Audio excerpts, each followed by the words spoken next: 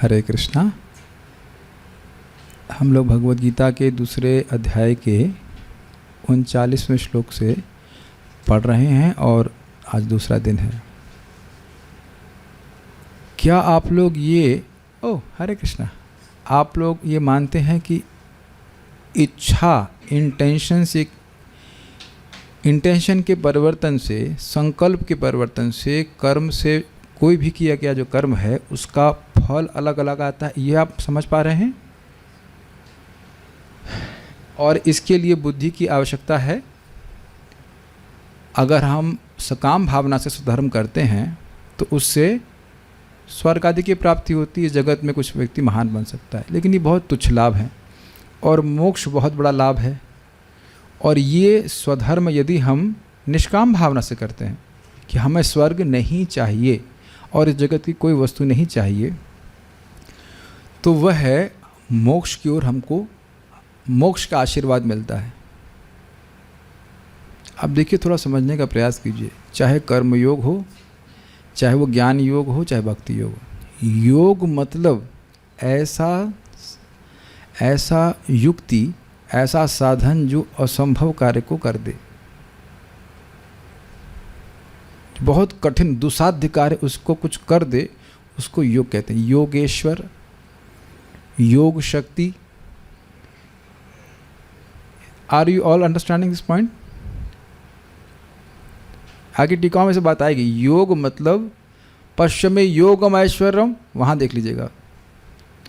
योग मतलब ऐसा साधन, ऐसी शक्ति, ऐसा कुछ साधन समझते हैं, ऐसा मीन्स जिसके द्वारा एक दुसाध्य कार्य जो सामान्यतः नहीं हो सके वह भी हो जाए।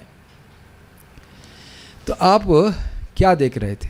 भगवान ने कहा ऐशा ते बहिता सांख्य, मैंने तुमको सांख्य के संबंध में उपदेश दिया जो आत्मा का तत्व का प्रतिपादन करने वाला है। लेकिन अगर चित्त की अशुद्धि के तुम्हारा ये आत्म तत्व का अनुभव तुम्हारे लिए दुसाध्य है तो कर्म योग करो। समझ में आया योग का डेफिनेशन? तुम इस कर्म योग के द्वारा जो आत्म तत्व को नहीं समझ पा रहे हो उसको तुम समझो। ये आप बिल्कुल रिलेट कर सकते हैं। यहाँ जितने भी लोग उपस्थित हैं, ना आप जानते हो, ना तो आप स्त्री हो, ना पुरुष हो, ना गृहस्थ हो, ना ब्रह्मचारी हो, ना कुछ भी नहीं है। हम लोग हैं आत्मा, लेकिन ऐसा अनुभव नहीं कर रहे हैं और यह भी देख रहे हैं कि कुछ कुछ पकड़ में आ रही कि हाँ देह तो नहीं है। इतनी बुद्धि पकड़ में आ रही, इतनी बुद्धि हो रही है कि हाँ देह नहीं है, देह में जो भरा हुआ है सामान उसमें तो हम कुछ भी नहीं है। लेकिन अनुभूति क्यों नहीं हो रही? अनुभूति मतलब निरंतर अनुभूति क्यों नहीं हो रही है? तो कुछ लग रहा है ना कि कठिन चीज़ है। और आप एक बात बताइए, कभी आपने इस जगत में किसी से आशीर्वाद मांगा सच्चे दिल से? चलिए कोई रिफ्लेक्ट करेगा कि कब मांगा था? माइक बताइए, लेट्स सी। आप कुछ लोग बुद्धिमान है, समझ जाएंगे मैं क्या बोला। माता जी लोग बताएंगे इस बात को। लेट्स सी, कभी दिल से किसी से आशीर्वाद मांगा है? ये नहीं पूछ रहा हूँ कौन सा आशीर्वाद मांगा है, लेकिन मांगा है हृदय से। जय वृंदा माता जी बताएंगे। हम कुछ सोच करके आपसे पूछ रहे हैं, बोलिए। मतलब जब कोई मुश्किल में हो, कोई कठिन कार्य हो जो इम्पॉसिबल लगता है। हाँ, बस मैं यही कह रहा था। जो ऐसा कार्य जो इम्पॉसिबल हो, नहीं हमारे लिए इम्पॉसिबल हो, तब हम सच्चे दिल से आशीर्वाद चाहते हैं। ये कैच कर पा रहे हैं? तो अब आप देख रहे हैं कि हम खाली बुद्धि के द्वारा आत्मा के अनुभव को नहीं प्राप्त कर पा रहे हैं। तो फिर आप क्या करेंगे? योग का अभ्यास करेंगे। और उस योग से क्या होगा? जब हम किसी से आशीर्वाद मांग रहे हैं तो उसके लिए क्या आवश्यक चाहिए? एक तो ये विश्वास होना चाहिए कि आशीर्वाद दे सकता है। पहली चीज़ तो ये आशीर्वाद चाहिए, ये आशीर्वाद दे सकता है। और फिर उसके लिए आप क्या करेंगे? उसको प्रसन्न करने वाला कार्य करेंगे। मैं जो बोल रहा हूँ स्पष्ट समझ आ रहा है? ये व्यक्ति बहुत समर्थ है, ये आशीर्वाद हमको दे सकता है। तो अब उसको पर प्रहार करेंगे तो आशीर्वाद नहीं मिलेगा, वो उसको सुखी करेंगे तो आशीर्वाद मिल जाएगा। तो योग के द्वारा भगवान सुखी होते हैं और वह हमको आशीर्वाद देते हैं। इतनी बात समझ में आ रही है? तो हम यहाँ देख रहे हैं कि भगवान सकाम भावना से किए गए कर्मों को से प्रसन्न नहीं हो रहे हैं, और प्रसन्न किससे होते हैं? निष्काम कर्म योग से, निष्काम कर्म की भावना से प्रसन्न होते हैं। और आप समझ रहे हैं, दोनों ही परिस्थितियों में कर्म का परिवर्तन नहीं है, किस इंटेंशन से, किस इच्छा से कर्म किया जा रहा है उसका भेद हो जाने से फल में बहुत बड़ा भेद हो जा रहा है। कुछ मेरी बात आप समझ पा रहे हैं? असंभव है जो चीज़ मेरे लिए, उसके लिए मुझे आशीर्वाद चाहिए। आशीर्वाद भगवान देंगे, तो प्रश्नों का भगवान को हम संतुष्ट कैसे करें? तो यहाँ भगवान सिखा रहे हैं निष्काम कर्मयोग के द्वारा तुम आशीर्वाद को प्राप्त करोगे। और आशीर्वाद क्या है? आत्मा के आनंद की अनुभूति करोगे। कैच कर पा रहे हैं सब बातों को? तो पर आप एक फिर प्रश्न बन जाएगा, तो काम वही कर रहे हैं तो इंटेंशन से इतना अंतर कैसे पड़ जाएगा? अब आप लोग अपनी नाक बंद कर लीजिएगा जो हम बात बोलने वाले हैं। क्या क्या बात बोल रहे हैं, रहस्य चलाते हैं। देखिए, वैसे तो आप लोग प्रसाद पा के आए तो बताने में कोई दिक्कत नहीं होनी चाहिए। आप जानते हैं कि घी बनाए खिचड़ी बड़ी बहू का नाम, सुना आपने? कुछ सुना ही नहीं आपने, गीता तो नहीं सुनी, ये भी नहीं सुना है। हमारे बाबा जी खूब कहा करते थे कि घी बनाए खिचड़ी बड़ी बहू का नाम, मतलब हमारी बड़ी बहू जो है खिचड़ी बड़ा अच्छा बनाती है। लेकिन खिचड़ी बनाने में कोई बहुत कलाकारी नहीं चाहिए, दाल चावल मिलाओ, घोंट दो उसको, लेकिन अब उसमें घी थोड़ा डाल दिया जाए बढ़िया वाला, तो उसकी खुशबू से ससुर जी बड़े खुश हैं। ठीक, तो घी की मात्रा बहुत थोड़ी है, लेकिन खिचड़ी का खिचड़ी वही है, लेकिन घी डाल दें उसमें तो वाह, बड़ा अच्छी हमारी बहू, बड़ा अच्छा, खुश हो जाएंगे ना, आशीर्वाद देंगे ना ससुर जी, पिताजी। और उसकी जगह अब मट्टी का तेल डाल दें 2 चम्मच, आहा, तो आप में से कौन खाना चाहेगा बताइए? Any idea? अरे आज प्रभु जी ने मट्टी का तेल का छौंका लगा करके खिचड़ी बनाई, एनी किसी के मुंह में लार तो नहीं आ रही? Oh what? तो आप देख सकते हैं कि अगर खिचड़ी में एक घी को मतलब बढ़िया से टिगला करके घोल दिया जाए तो खिचड़ी में घी दिखता नहीं है, लेकिन सेंट दिखती है। अब समझ में आ रहा है ना? और मट्टी का तेल तो बिल्कुल नहीं दिखेगा। और ऐसा आपने देखा होगा, कभी हुआ घटना कि किसी ने हाथ में मट्टी का तेल था, कुछ किया, उससे सब्जी काट दी और उसी सब्जी बना दी, उसमें भी महक आती है। ये उदाहरण आप समझ रहे हैं? अब तो शायद बहुत क्लियर हो गया कि वही खिचड़ी है, लेकिन खुशबू जो उसमें डाल दी गई है उससे एकदम अब हे और उपाध्याय वाली बात हो जा रही है। हे समझते हैं, एकदम निकृष्ट, और उपाध्याय मतलब स्वीकारनीय। और ये टेक अवे पॉइंट है आपका आज का। इस पूरे प्रसंग से, भगवत गीता के दूसरे अध्याय से ही सीखना है, ये टेक अवे पॉइंट है। इंटेंशन का बहुत बड़ा फर्क पड़ता है। अभी भी नहीं समझ में आता, फिर इसी को गुरु महाराज आ रहे हैं, कोई महान वैष्णव आ रहे हैं, तो उनको घी डाल के खिलाएंगे या मट्टी का तेल डाल के खिलाएंगे? अब मैं जानबूझ के से बोल रहा हूँ क्योंकि आप लोग कभी ना तौबा, ऐसा तो हम ऐसा कभी सोच भी नहीं सकते, ऐसा आप कभी सोच भी नहीं सकते ना। तो ये सब बातें क्यों कही गई? भगवान का आशीर्वाद चाहिए तो भगवान जैसा चाहते हैं वैसे कार्य करना होगा, तब भगवान का आशीर्वाद प्राप्त होगा। भगवान आगे भी गीता में बोलेंगे, इसी अध्याय में आप लोग पढ़ो, कृपणा फल हेतु। जो कृपण हैं, कंजूस हैं, मैं कहूँ राम कृष्ण तो 1 नंबर के कंजूस हैं, और ये क्या नाम अंकित दुआ प्रभु तो मक्खी चूस हैं। बड़ा अच्छा लग रहा है आप लोग ना, यार बड़े ड्रामा कर रहे हो, लेकिन मान लो कि कहे कि तुम बहुत कंजूस हो, तो क्या मतलब है? दे सकते हो लेकिन दे नहीं रहे हो, है ना? ये अर्थ हुआ ना। और इतने कंजूस कभी कभी लोग होते हैं कि अपना ही हित नहीं करते, अपने धन से अपना ही हित नहीं करते, ऐसा भी होता है। तो भगवान डांट रहे हैं, आप पारायण कर रहे हैं, कृपणा फल हेतु। जो फल के लिए, जो भौतिक इच्छा से काम करते हैं, वो कृपण है, कंजूस हैं, वो अपना ही लाभ नहीं जान रहे हैं, वो पता नहीं कि कितना बड़ा लाभ प्राप्त हो जाएगा। आप मक्खी जूस नहीं मजाक कर रहे थे। मैं अपनी इस प्रवृत्ति को रोकना चाहता हूँ, ड्रामा करने वाली, कभी कभी बुरा लग जाएगा, लेकिन हम खाली बोल रहे हैं, खाली कोई आपको कृपण कहे तो बुरा नहीं लगेगा। कृपण भगवान कहेंगे ना, कृपणा फल हेतु। कृपण कहा जाएगा तो बुरा लगेगा, और होने में कोई दिक्कत नहीं है। हम नहीं बोलना क्षमा कीजिएगा, भगवान बोले कृपण, तुम्हारा हृदय उदार नहीं है, तुम कृपण वस्तु आपस छोटी से अपने धन को लेकर पकड़ा रहता है, उसको इन्वेस्ट नहीं करता है कहीं पे। तो भगवान डांट रहे, दो हमको दीजिए, इन्वेस्ट कीजिए। उन भौतिक फलों को छोड़ो, तुमको महान आत्मा के आनंद की प्राप्ति होगी। कर्म वही करने होंगे। क्या मैं कुछ कम्युनिकेट कर पाया उदाहरण से? तो अपनी हमारी जो स्वधर्म की खिचड़ी है उसमें कौन सा घी डालना है? निष्काम भावना का घी डालना है। और कौन सा तेल नहीं डालना है इसमें? मट्टी, सकाम भावना का मट्टी का तेल नहीं डालना है। ये दृष्टांत से समझ में आ रहा है? मट्टी का तेल को फूंक दीजिए। अगर देखा जाए तो यही बात है, मट्टी के तेल में से खुशबू नहीं आती, उसको फूंक दीजिए तो अच्छा है कि नहीं? क्लियर हो रहा है? तो अब हम चलें आगे। Please chant after me. एषा ते विहिता सांख्ये, एषा ते विहिता सांख्ये, बुद्धिर्योगे त्विमां शृणु, बुद्धिर्योगे त्विमां शृणु, बुद्ध्या युक्तो यया पार्थ, बुद्ध्या युक्तो यया पार्थ, कर्मबन्धं प्रहास्यसि, कर्मबन्धं प्रहास्यसि। हमने इसका अन्वय किया था कल? क्या नहीं किया था? अन्वय देखते हैं। पार्थ, मुझे लग रहा है हमने अन्वय नहीं किया था कल। हे अर्जुन, पृथा के पुत्र, बुआ जी के बेटे, सब आप समझ रहे हो इस बात को।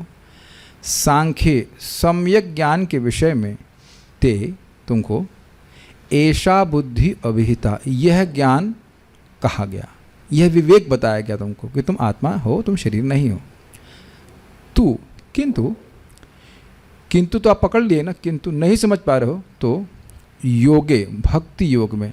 अब भक्ति योग कहिए, भक्ति योग अर्थ लिया है शिलासार चक्रवर्ती पाद ने, और बलदेव विद्याभूषण पाद इसको निष्काम कर्म योग बोल रहे हैं। और दोनों निष्काम कर्म योग स्टेपिंग स्टोन है, दोनों ही अर्थ में ले लीजिए। योग अर्थात भक्ति योग में या निष्काम कर्म योग में इमाम सुनो, इसे सुनो। क्यों सुने? यया बुद्धया, यह मतलब जिस बुद्धि के द्वारा युक्त होकर कर्म बंधम प्रहास्यसि, संसार से मुक्त हो जाओगे। बुद्धि के द्वारा युक्त होकर के, अर्थात बुद्धि से युक्त होकर कर्म करते हुए तुम कर्म बंधन से मुक्त हो जाओगे। ये एक अजीब सी बात है ना? ये कुछ आपको योग शक्ति नहीं लग रही है? जिन कर्मों को करने से जीव बंधता ही है, उन्हीं को करने से वह कर्म बंधन को पूरी तरह से काट दे, तो ये कोई आश्चर्य की बात नहीं लग रही आपको?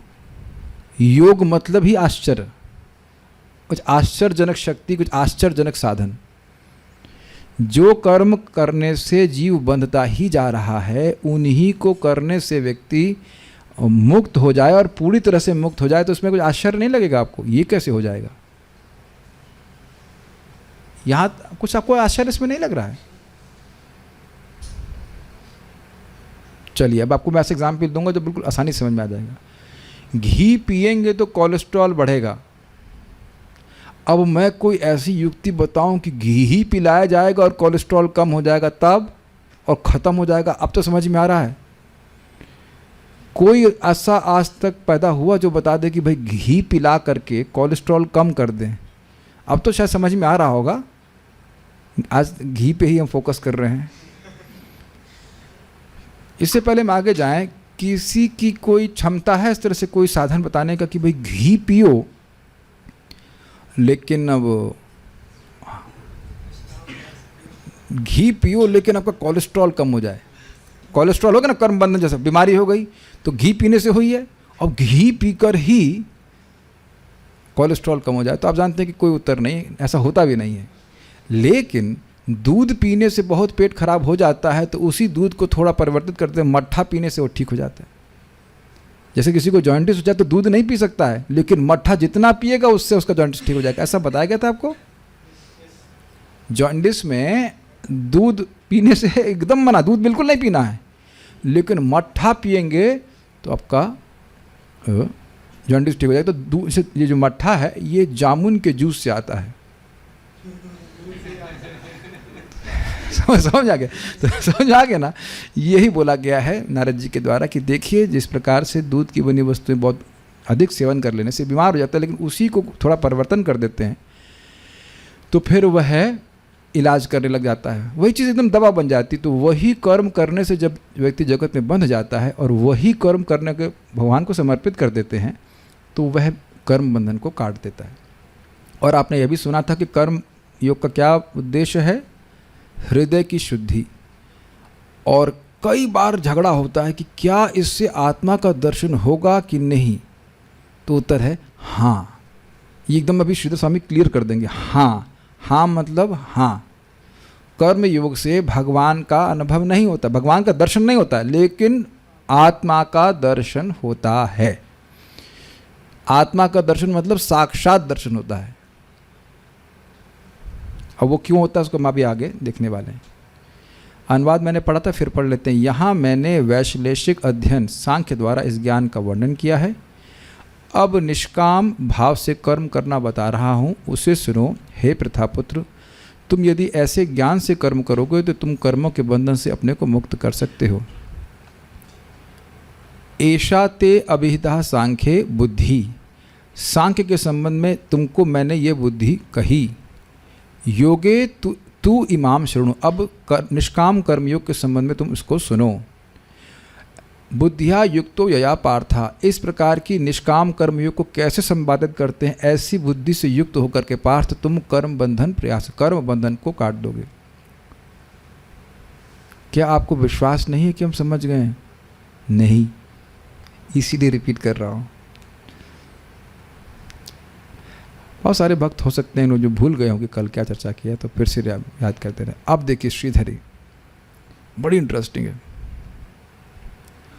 उपदिष्ट ज्ञान योग का उपसंहार करके, ये हिंदी समझने का प्रयास कीजिए। उपदिष्ट मतलब जिसका उपदेश दिया गया हो। हिंदी भी सीखते हैं, चलें। ज्ञान योग का उपसंहार करके, उपसंहार का मतलब होता है कंक्लूड करना, ठीक है। तो बच्चे की तरह सीखिए, उपसंहार उपसंहार उपदिष्ट, ऐसे करके सीखेंगे तो कठिनाई नहीं होगी। बिल्कुल बच्चे की तरह सीखेंगे और आपको कब आ जाएगी हिंदी आपको पता भी नहीं चलेगा। जिसका उपदेश दे रहे थे उसको कहेंगे दे दिया गया, उसे कहते हैं उपदिष्ट। तो भगवान ज्ञान योग का उपदेश दे रहे थे कि नहीं? श्लोक क्रमांक 12 से 30 में भगवान ने यही बताया कि तुम आत्मा हो, तुम शरीर नहीं हो। और उसको कैसे बताया उसको हम देखेंगे अभी। जिसके द्वारा, अभी सांख्य क्या है, उपदिष्ट ज्ञान योग का उपसंहार करके उसके साधन कर्म योग को प्रस्तुत करते हुए श्लोक कहते हैं। लिंग समझ में आया? जिस ज्ञान योग का वर्णन भगवान ने किया, आत्म तत्व का वर्णन किया, उस आत्म तत्व का अनुभव कैसे किया जाए, तो निष्काम कर्म योग जो उसका साधन है उसका वर्णन यहाँ पे कर रहे हैं। कोई कठिनाई किसी भक्त को यहाँ समझने में? अब देखिए, एक और भक्त को दिक्कत हो सकती है, अरे उसको कोई कठिनाई नहीं है, हमें कठिनाई हो रही तो हम चुप बैठे रहते, उससे हमारी कठिनाई सॉल्व हो जाएगी। तब अब यह आपकी बात है, हम उसमें तो हम पर कठिनाई हमारे लिए होगी। लिंक समझ पा रहे हैं? जिस आत्म तत्व का वर्णन भगवान ने श्लोक क्रमांक 12 से 30 में किया ना, नात विवाहम जातु नासम इत्यादि, तो आत्मा के बारे में बता रहे थे। ये बता रहे थे ना कि तुम देह नहीं तुम आत्मा हो। यही ज्ञान योग है। सांख्य योग कहिए, ज्ञान योग कहिए, एक ही बात है। तो उसका जब रियलाइजेशन नहीं हो रहा है तो क्या करना है? क्यों रियलाइजेशन नहीं हो रहा है? अनुभव नहीं हो रहा है। हृदय अशुद्ध है, हृदय अविद्या से ग्रसित है। तो अविद्या कैसे निवृत्त हो? तुम इस हृदय को कैसे शुद्ध करोगे? उसका साधन बता रहे हैं, उसका मीन्स बता रहे हैं। যেই সাধনে আপনি আত্মার অনুভব করতে পারি ওটা আমি আপনার वर्णन করবেন। अब समझ आ गया? गलत तो नहीं बोले बांग्ला? ठीक है। मैं कल एक भक्त को बता रहा था कि मुझे अगर तेलुगु आती तो मैं तेलुगु में भी प्रवचन करने लगता, अपने को विस्तार करके। देखा भाषा से वही बात बोल रहा हूँ मैं, समझ रहे होंगे ना बांग्ला में। अब भाषा देख रहे हैं अंतर कितना आ रहा है। तेलुगु मास्टर वही बात बोल रहा हूँ, हिंदी में उतना नहीं समझ में आ रही है, अब बांग्ला में बोल रहा हूँ तो तुरंत समझ में आ गया। भाषा का बड़ा प्रभाव होता है। और आप गुजराती में बोलेंगे तो कल कैसा लगा भक्तों को? अच्छा लगा, वो अलग टेस्ट होता है। अब थेपला बोल के थेपला में बोलें तो आपको कुछ हो रहा है? कुछ भी नहीं हो रहा है। हम लोग मतलब निर्विकार एकदम। और बोले पिज़्ज़ा, परम पूज्य राधा गोविंद महाराज बोले कि हम सुने पहले पिज़्ज़ा हम सोचे कुछ पीने की वस्तु पी और जा, तो जब लाया जाएगा तो हमने ये सन्यासी खाने की चीज़ नहीं, हम नहीं खा सकते हैं। तो उस शब्द का क्या अर्थ लेते हैं वो तो तो भाषा में बहुत अंतर हो जाता है, समझ रहे बात। जैसे सोचिए बात, दुआ जी, तो दुआ जी आप कहेंगे तो दुआ मतलब सरनेम हो गया किसी का, और दुआ मतलब ब्लेसिंग से आ गया, नहीं प्रार्थना। तो हर व्यक्ति अपने भाषा के अनुसार शब्दों के अर्थ को ग्रहण करता है। तो आप तो समझ में आ रहा है ना कि कर्म योग का वर्णन कर रहे हैं जिसके द्वारा आत्म का अनुभव हो जाए। सांख्य का देखिए, सांख्य का भी उद्देश्य यह है कि आत्मा का अनुभव हो जाए, लेकिन उसमें फोकस ज्ञान पे होता है। वो स्वधर्म के पालन करने में, वर्णाश्रम की क्रियाओं करने में नहीं होता है। निष्काम कर्म में होता क्या है तो समझ लीजिए, व्यक्ति अपने वर्ण और आश्रम के अनुसार धर्म करता है, ब्राह्मण के, क्षत्रिय के, वैश्य और शूद्र के, और ब्रह्मचारी, गृहस्थ, वानप्रस्थ और संन्यास। लेकिन दो तरह से किया सकते हैं, मैं इस धर्म को करूंगा तो मुझे आगे काम की प्राप्ति, अर्थ की प्राप्ति होगी, उससे काम की प्राप्ति होगी, इज इट ओके। और दूसरा है कि इसी कार्य को करके, धर्म को करके मैं मोक्ष की प्राप्ति करूंगा। तो ये सीधी सीधी बात है। निष्काम मतलब मोक्ष की प्राप्ति करना चाहता है, उस जगत की कोई वस्तु उसको नहीं चाहिए। निष्काम मतलब इस जगत की कोई वस्तु मुझको नहीं चाहिए। अब लेकिन इसमें एक प्रश्न बन सकता है कि जो हृदय दूषित है, आपने कहा कि दूषित हृदय से आत्म तत्व का अनुभव हो नहीं रहा है, तो ये बताइए कि दूषित हृदय से हम निष्काम भजन कैसे करेंगे? एक बात आएगी ना भाई, काम क्रोध लोभ मोह मद मात्सर्य से ही तो हृदय हमारा दूषित है। तो काम से दूषित है तो निष्काम भजन कैसे करेंगे? अब विचार कीजिए विवेक के द्वारा, इसीलिए कह रहे हैं बुद्धिया युक्त। समझ पा रहे हैं? एकादशी में आपको पता है कि अन्न नहीं खाना चाहिए, और अन्न की तो स्मृति भी नहीं होती है ना? कितने लोग यहाँ हाथ खड़ा करेंगे कि अब खाने की स्मृति ही नहीं होती है? बहुत भोले हैं लोग। और कितने लोग बोलेंगे कि सुबह उठते ही आज याद आता है कि आज व्रत है, आज व्रत है, आज व्रत है। चलिए बाबा को दीजिए। अरे बाबा नहीं बनना आपको, ठीक है बाबा आप बनो। ओके, रामकृष्ण प्रभु आप शायद, हाँ इनको पकड़ते अच्छे से। आपकी बॉडी में पित्त बढ़ा हुआ है कि नहीं? yes. बोलो यस, नहीं बोलोगे लगेगा मैं खाली पेमेंट करके बोलवा रहा हूँ। यस ठीक है। आप जानते हो कि आप अगर खाओगे नहीं तो पित्त और बढ़ जाएगा। yes. ठीक है। और आप, मैं बोलना नहीं चाहिए, आप जानते हैं एकादशी में आप जल पे करके रह जाते हैं, तो क्यों ऐसा कर रहे हैं? उसका फायदा समझ में आ गया? उसका फ़ायदा अधिक है। मैं ये नहीं बोलना कौन करे कौन नहीं करे, बीमार नहीं हो जाना, हम अस्पताल नहीं लेके जाने वाले, लेकिन उसका फ़ायदा अधिक है। कुछ विवेक है कि नहीं? शास्त्र सुन करके हुआ कि नहीं? और होल्ड करिए पूरा। और जब आप जल से फास्टिंग करते हैं तो आपको फल की और अन्न की याद तो मतलब मैं समझता हूँ बिल्कुल नहीं आती होगी, है ना? आती ना, थोड़ी आवाज़ ज़्यादा भी आ सकती है, लेकिन और कुछ ऐसे भी साधु हैं जिनको खाने की ही याद नहीं आती, तो उनका स्तर तो अलग ही हो गया। लेकिन हम देख रहे हैं यहाँ पे कि इच्छा होने के बाद भी उस इच्छा को त्याग देता है, क्योंकि उच्चतर इच्छा से कार्य करेगा तो लाभ अधिक होगा। इतनी बात समझ में आ रही है? रोज़ आप देखते हो कि भाई नींद किसको प्रिय नहीं है? पता नहीं आप लोग क्या स्थिति, हमको तो बहुत प्रिय है। रोज़ मुझे याद दिलाना पड़ता है, तुम आत्मा उठो आत्मा उठो, तुम देह नहीं हो। और देह, मन बोला तुम देह हो, तुम देह हो। किसी मूर्ख ने अलार्म लगा दिया, तुम समझो तुम देह हो, तुम बहुत थके हो, बहुत बीमार हो। आप लोग वैसे अनुभव होता है कि मेरा होता है, लेकिन फिर भी विवेक का उपयोग करके उठते हैं कि नहीं अब नहीं हुआ तो हमारा बैंड बज जाएगा, जब अब नहीं कुछ हो पाएगा। तो विवेक सबके पास है कि नहीं? इससे ये चीज़ का यहाँ इन्वेस्ट करूँगा तो ठीक नहीं, वहाँ तो इन्वेस्ट करूँगा तो ठीक। ये सबको समझ में आ रहा है? तो कह रहे हैं कि भाई दूषित हृदय है, लेकिन इतना दूषित नहीं है कि तुम ये भी ना समझ पाओ कि किस तरह से कार्य करना है। तो कुछ आप देख रहे हैं अधिकार, आप ये मान रहे हैं कि निष्काम कर्म योग करने के लिए भी अधिकार होना चाहिए। कुछ लोग ऐसे हैं जिनको ये बात भी समझ में नहीं आएगी कि मोक्ष के लिए भी धर्म करना चाहिए। और आपके आसपास वाले जो रिश्तेदार हैं उसी प्रकार के हैं। तुम इतना भजन क्यों कर रहे हो? सुबह 2-4 अगरबत्ती दिखा दो बस होगा। ऐसे कुछ आया था आप लोगों के, आया था कुछ ऐसा ही फीडबैक आया था आपके घर से? थोड़ा बहुत अगरबत्ती 10 मिनट भगवान का भजन कर लिया बहुत है। तो आप अब उसको निष्काम कर्म योग बोलेंगे तो वह भी नहीं समझ पाएगा। वो तो अब जब तक कुछ पैसा नहीं मिले, कुछ कर्म, कुछ फ़ायदा भौतिक दिखे नहीं, वो उसमें इंटरेस्टेड ही नहीं होंगे। Make sense to you? तो ये बहुत ध्यान से सुनिए, निष्काम कर्म योग करने वाले को भी दिख रहा है कि भौतिक लाभों से कोई लाभ है नहीं और मेरा हृदय दूषित है, मैं आत्मा के आनंद की अनुभूति कर नहीं पा रहा हूँ, तो मैं इसी स्वधर्म को मैं आसानी से कर सकता हूँ और इसको करने के द्वारा अगर भगवान को समर्पित करता हूँ तो मेरा शुद्धिकरण होगा। हलादनी माता जी को दीजिए। माता जी एक बहुत सिंपल सा प्रश्न करूँगा। सिंपल, और आप जलेबी जैसे सिंपल हैं, आप जलेबी जैसे सीधे हैं। ये अगर आपको मान लो गुरु महाराज बोले देखो तुम चिंता मत करो हलादनी, अब बस तुम 4 रोटी बनाओ और सब्जी बना दो भगवान के लिए, तुम भगवान के पास पहुंच जाओगी, आप क्या बोलेंगी? यस बोलूँगी, हाँ महाराज जी बना दूँगी। हम प्रभु महाराज जी को कोई दिक्कत नहीं है। अब हमको बोल दिया जाए 4 रोटी रोज बनाना है तो ब्रह्मचारी जान रहे हैं कि कहाँ मेरा विपिन प्रभु जान रहे हैं 4-5 रोटी बनाना एक बड़ा प्रोजेक्ट हो जाता है। उसके लिए एक व्हाट्सएप ग्रुप बना है कि आज कौन सब्जी बनाएगा।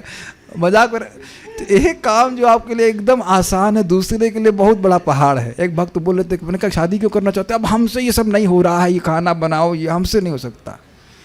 हमारी कुकिंग हो जाए चलेगा लेकिन हम कुकिंग नहीं कर सकते हैं।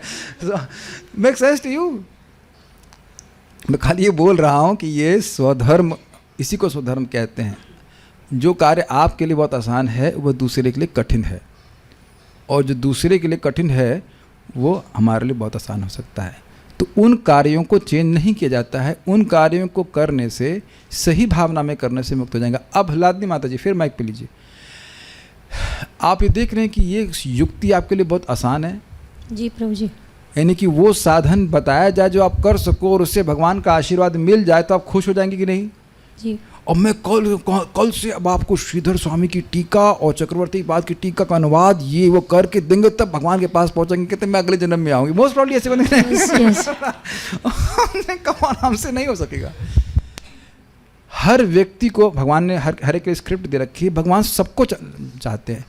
ये समझ लेना, आप मुझसे कह दिया जाए कि रोज माला बनाते रहो 30 साल तक, हमारा धागा टूट जाएगा। उन्हें काम नहीं। लेकिन यही देख रहे हैं कि माताएं हैं जो 30-30 साल से भगवान की सेवा कर रही माला बनाने की। तो आप समझ पा रहे हैं सबका अलग अलग सामर्थ्य है। कभी ये नहीं देखना, कोई ऊंचा नीचा नहीं देखना, सबका सामर्थ्य भगवान के द्वारा अलग अलग प्रकार से आ रहा है। हत गत स्वरूपम, जो भी इस प्रकार से लगे युद्ध में वो सब भगवान के पास गए। Make sense? ईर्ष्या और द्वेष का कोई मतलब नहीं है। तो लेकिन हम खाली ये बात समझा रहे थे कि जो काम आप कर सकते हो, जो करने में आप अभ्यस्त हैं, वह अगर निष्काम भावना से करके भगवान का आशीर्वाद प्राप्त हो, आत्मा का आनंद प्राप्त हो, तो ये तो आनंद की बात है ना। तो आप देख रहे हैं कि निष्काम कर्म योग करना बड़ा आसान है for most people. Is it okay? ये दिखा रहा है कि अधिकार क्या है। और एक बात ध्यान रखिएगा, जो चीज़ आपके अधिकार के लिए वो आपको करना बड़ा आसान लगेगा। Do you agree? हम वैसे प्राय सभी भक्तों को आप दिन भर माला करने के लिए बोला जाए तो शायद ही कुछ किसी का अधिकार होगा। हो जाए तो बहुत अच्छी बात है, कुछ करने की जरूरत नहीं। लेकिन अधिकार नहीं है तो हम अन्य कार्यों को करने की शिक्षा दी जाती है जिसको हम भगवान से कनेक्ट कर सकें, हरि नाम की सेवा से कनेक्ट कर सकें। ये बात आप समझ रहे हैं? तो निष्काम कर्म योग की महिमा समझ रहे हैं आप? भगवान का आशीर्वाद प्राप्त होगा, आत्म तत्व का अनुभूति होगी। और ये इतना अच्छा है कि किसे करना बहुत आसान है, क्योंकि जो कार्य कर रहे हैं उसी को करना है, लेकिन भगवान की सेवा में नियोजित करना है। Is everyone on the same page with me? Okay, ठीक है। अब ये सांख्य है क्या जिसके बारे में आपने बताया?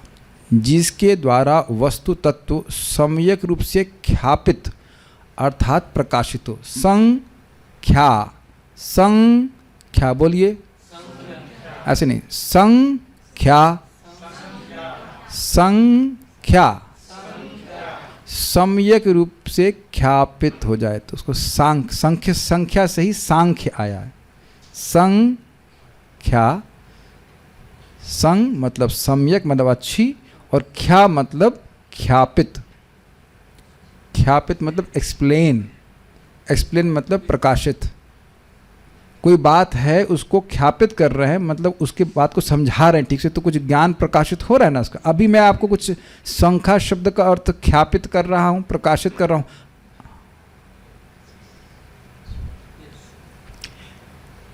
ओहो, जूम वाले तो बेचारे आंसुओं से रो रहे हैं, तो कठिन हो रहा है। भाई देखो, यहाँ समझ में नहीं आएगा तो आगे फिर कोई टीका नहीं समझ में आएगी। और प्रभुपाद जी के तात्पर्य में ये है।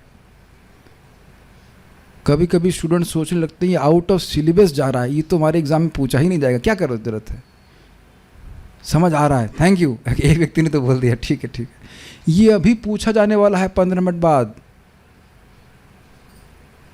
हाँ, रूम वाले डिवोटी से ना, नहीं नहीं नहीं, जूम वालों से भी पूछा जाएगा।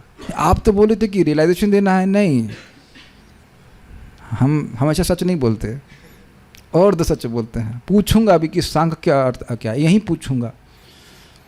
संख्या बोलिए, संख्या में संग को उधर काट दीजिए और ख्या कर दीजिए। ख्या मतलब ख्यापित करना, विस्तार से वर्णन करना, और संग मतलब सम्यक। तो सांख्य मतलब जो ख्यापित करे। तो अब प्रश्न आएगा क्या ख्यापित करे? तो आत्म तत्व को जो ठीक ठीक समझा दे, और कैसे गिन गिन करके। मैं अब आपसे पूछूं, आत्मा पृथ्वी है, क्या बोलेंगे? नहीं नहीं नहीं, पृथ्वी नहीं है।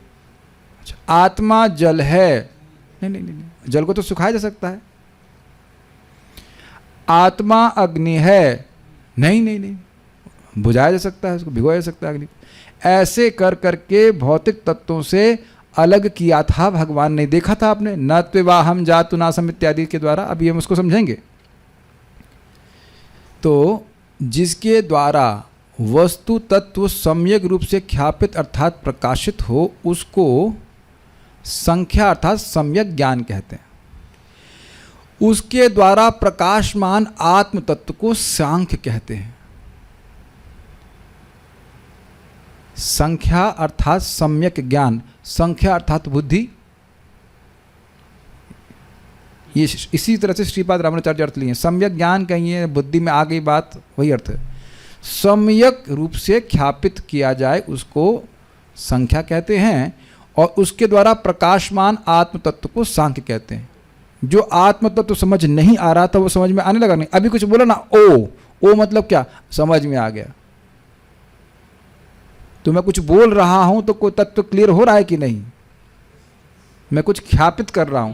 अगर आप लोग लॉ जानते हो तो उसमें हमने वहां से सीखा, आख्या बना ले आना। आख्या मतलब वो जो पटवारी था हमारे यहाँ पे, खेत में गया और वो हिसाब लगाता है कि भाई ये जहाँ ये झगड़ा है या ये झगड़ा है, तो वो आख्या लिख करके डीएम को रिपोर्ट करता है। अब समझ में आ रहा है? तो आप देख रहे हैं जैसे जैसे मैं बोल रहा हूँ तो आपको कुछ बात समझ में आ रही है, वो तत्व वो पॉइंट आपको क्लियर हो रहा है। वहाँ क्या मामला है उसकी आख्या प्रेजेंट कीजिए, विस्तार से वर्णन कीजिए। अब हमको समझ में आ रहा है कि मुझे कितना स्लो जाना चाहिए था अभी तक। But it's good, new things. Is it interesting? संख्या, आख्या में भी आ का अर्थ होता है, हम लोग सुन चुके, आमनंती में शब्द में था। आ मतलब बहुत अच्छा, वही सम्यक ही होता है। आ का भी अर्थ होता है सम्यक, और ख्या मतलब ख्यापित करना।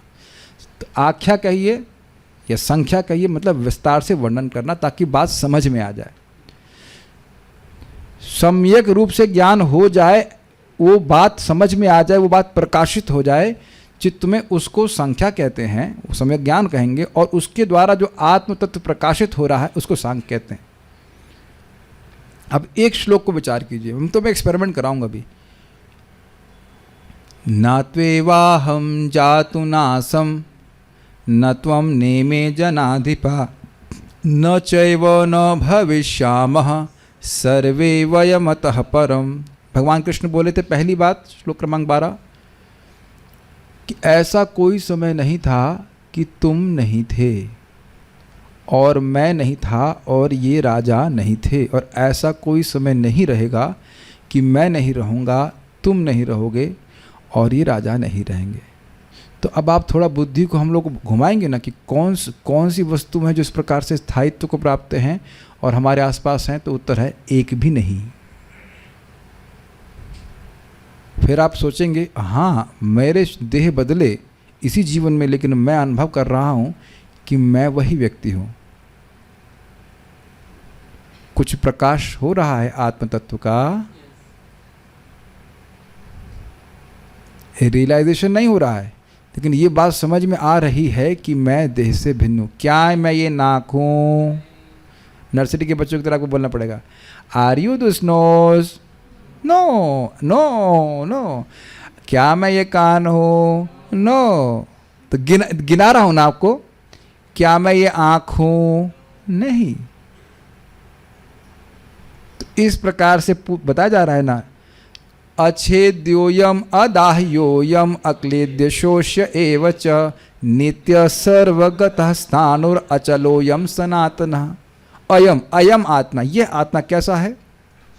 अच्छेद, छेदा नहीं जा सकता। तो अब पृथ्वी तो तत्व नहीं है, ये आत्मा पृथ्वी तत्व नहीं है। तो इतना तो बात प्रकाशित हो गई कि आत्मा जड़ पदार्थ नहीं है। अब जरा होल्ड कीजिए, ये हमको मालूम चल रहा है कि हम ये देह नहीं हैं। देह में कितना मटेरियल है? मोस्टली पृथ्वी तत्व है। तो क्या सामान्य जगत में लोग कोई बात प्रकाशित हो रही कि तुम ये देह नहीं हो? इसीलिए भगवान ने क्या बोला? अछेद्य। तो वहाँ से हम कुछ हमको प्रकाशित होगा कि शरीर तो छेद्य है, शरीर को तो छेदा जा सकता है। देख ही रहे, पैसा दिया जा रहा है ऑपरेशन करने का। शरीर को छेदा जा सकता है, आत्मा को छेदा नहीं जा सकता। तो कुछ आत्मा का तत्व प्रकाशित हो रहा है कि नहीं? इस बात से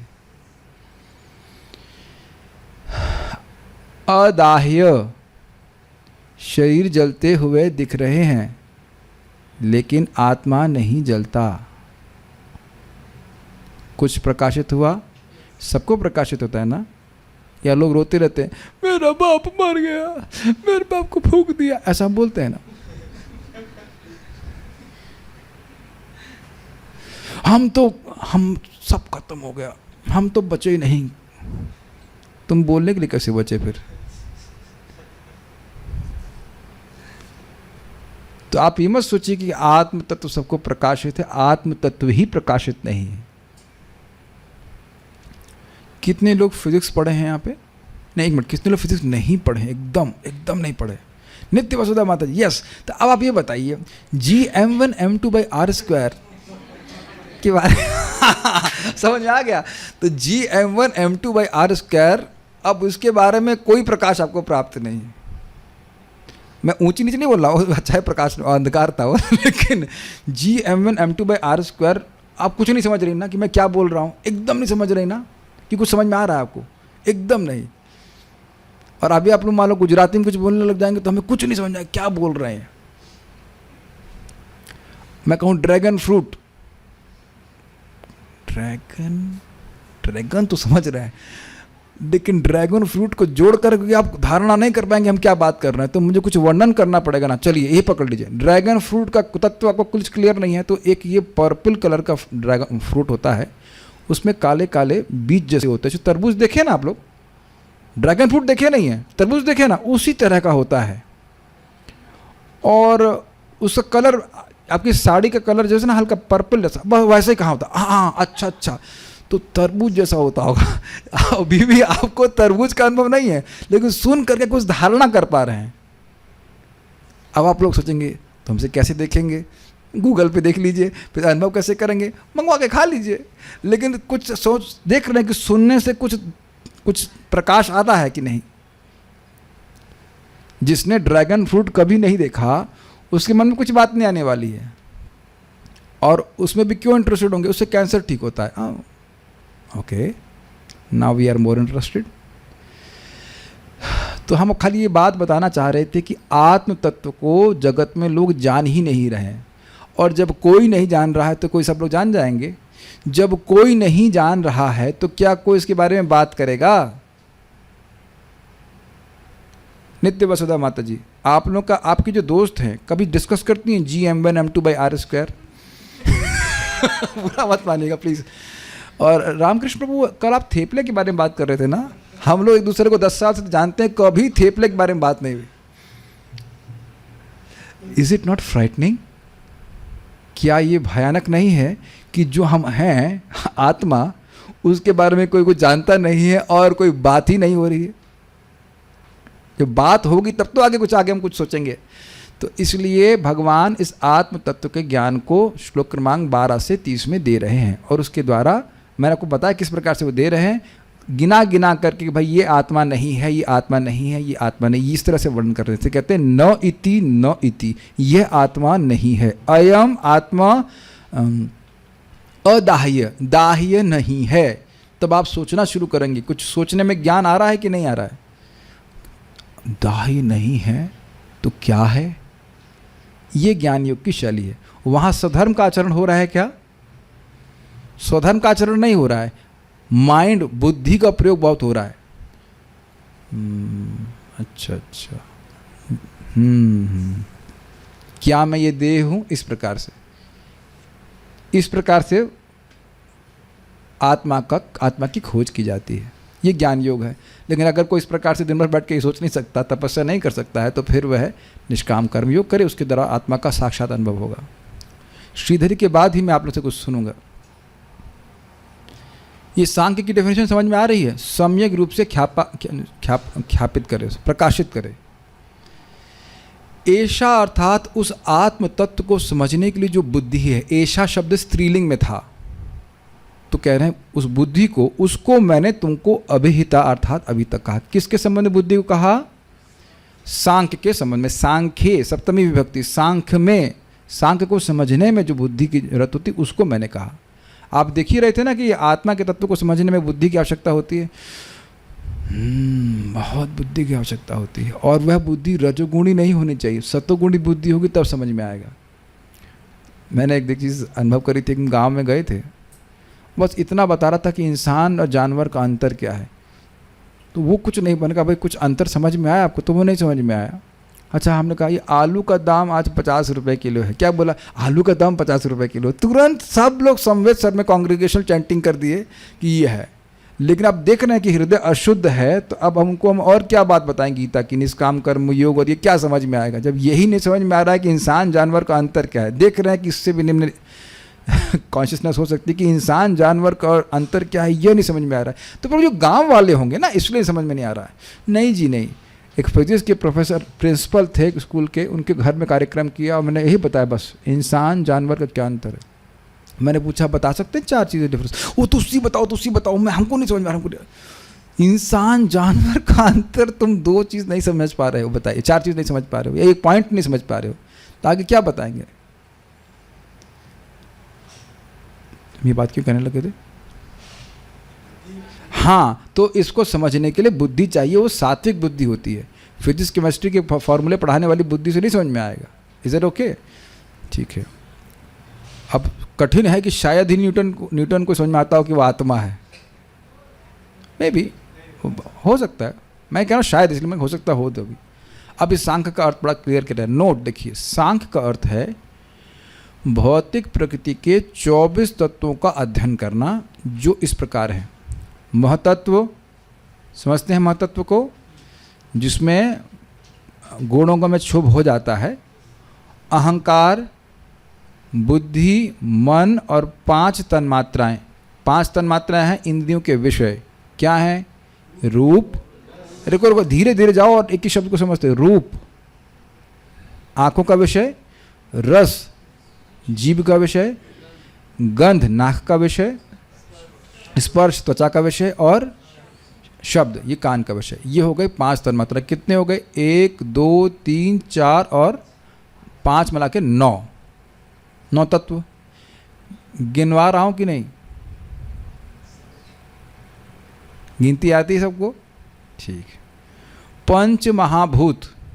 कौन से 5 महाभूत हैं? पृथ्वी, जल, वायु, अग्नि और आकाश। कितने हो गए?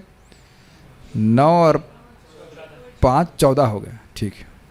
10 इंद्रियां। आँख, नाक, जिह्वा, जिह्वा मतलब रसनेन्द्रिय जो रस का अनुभव करती है, त्वचा और श्रोतेंद्रिय सुनने का, ये था। और 5 कर्मेंद्रियां, हाथ, पाँव, वाणी, गुदा और उपस्थ, ये 5। तो इनमें से कौन सी आत्मा है? ये इतनी बुद्धि आ गई, इसमें से कोई आत्मा नहीं है। क्लियर? कितने तत्व हो गए? 24। तो कहेंगे तो फिर 24 तत्वों को करने में तो आत्मा कहाँ गई? तो 24 तत्वों का अध्ययन किया जाए, उसके बाद और किस प्रकार आत्मा को इनसे विलग किया जाए, इसका संबंध, इसको सांख्य कहते हैं। आपने अभी कर दिया ना अलग झटके से, फटाक से, कि मैं अहंकार नहीं हूँ। बुद्धि तो लगाई कम से कम कि भाई मैं अपने हाथ नहीं हूँ। और यही प्रभुपाद जी प्रणाम इसी तरह से बता रहे थे कि क्या तुम कह सकते हो कि तुम मैं ये नाक हूँ, मैं ये कान हूँ? तो क्या उत्तर होगा? ना, हम ऐसा नहीं कहेंगे। Is it okay?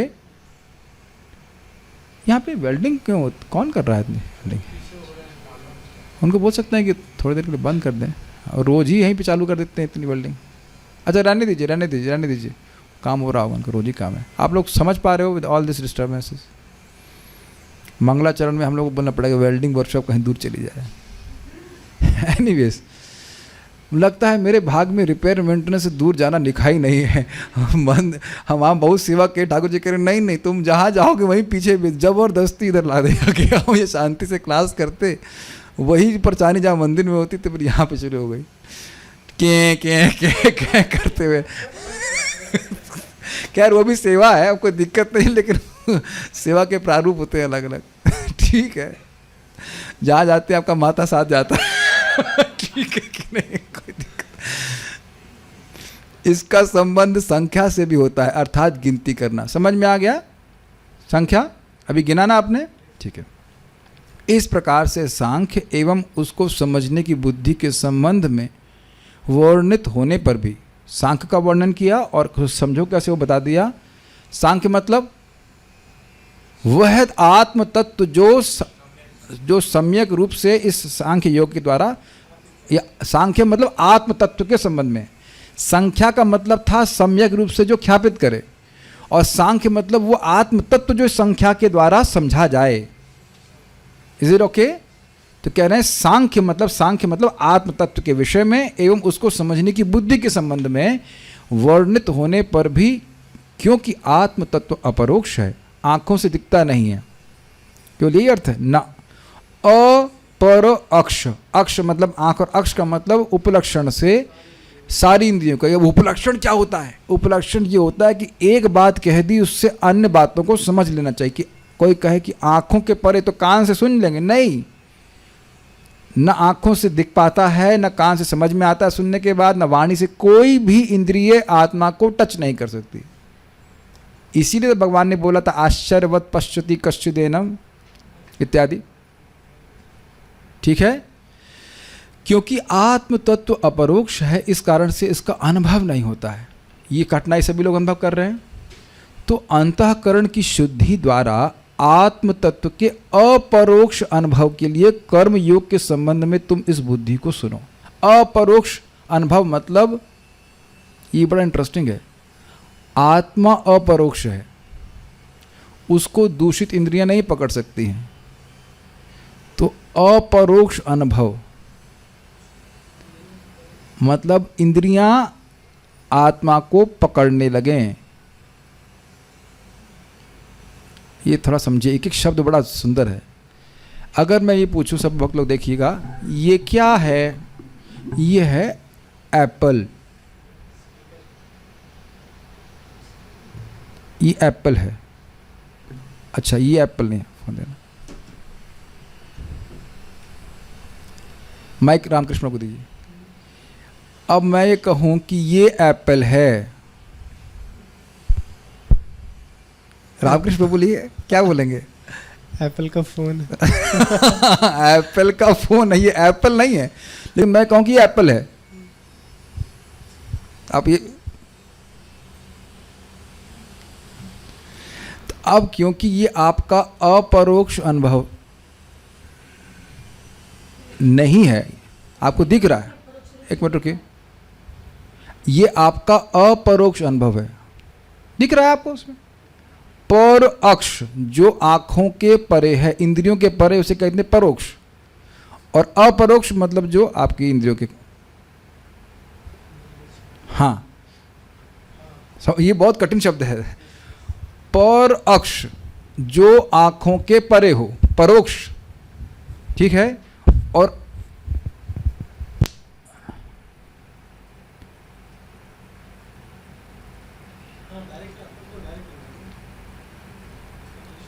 मैं समझता हूं कि यहाँ पे एक शब्द में मिस्टेक हुई, क्योंकि आत्म तत्व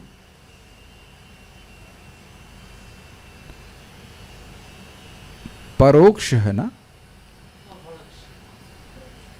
अपरोक्ष का अर्थ क्या होता है? अपरोक्ष मतलब जो दिखाई देता है।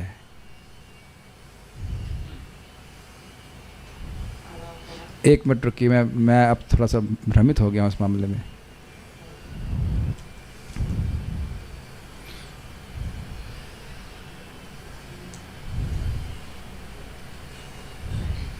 हाँ बिल्कुल सही था।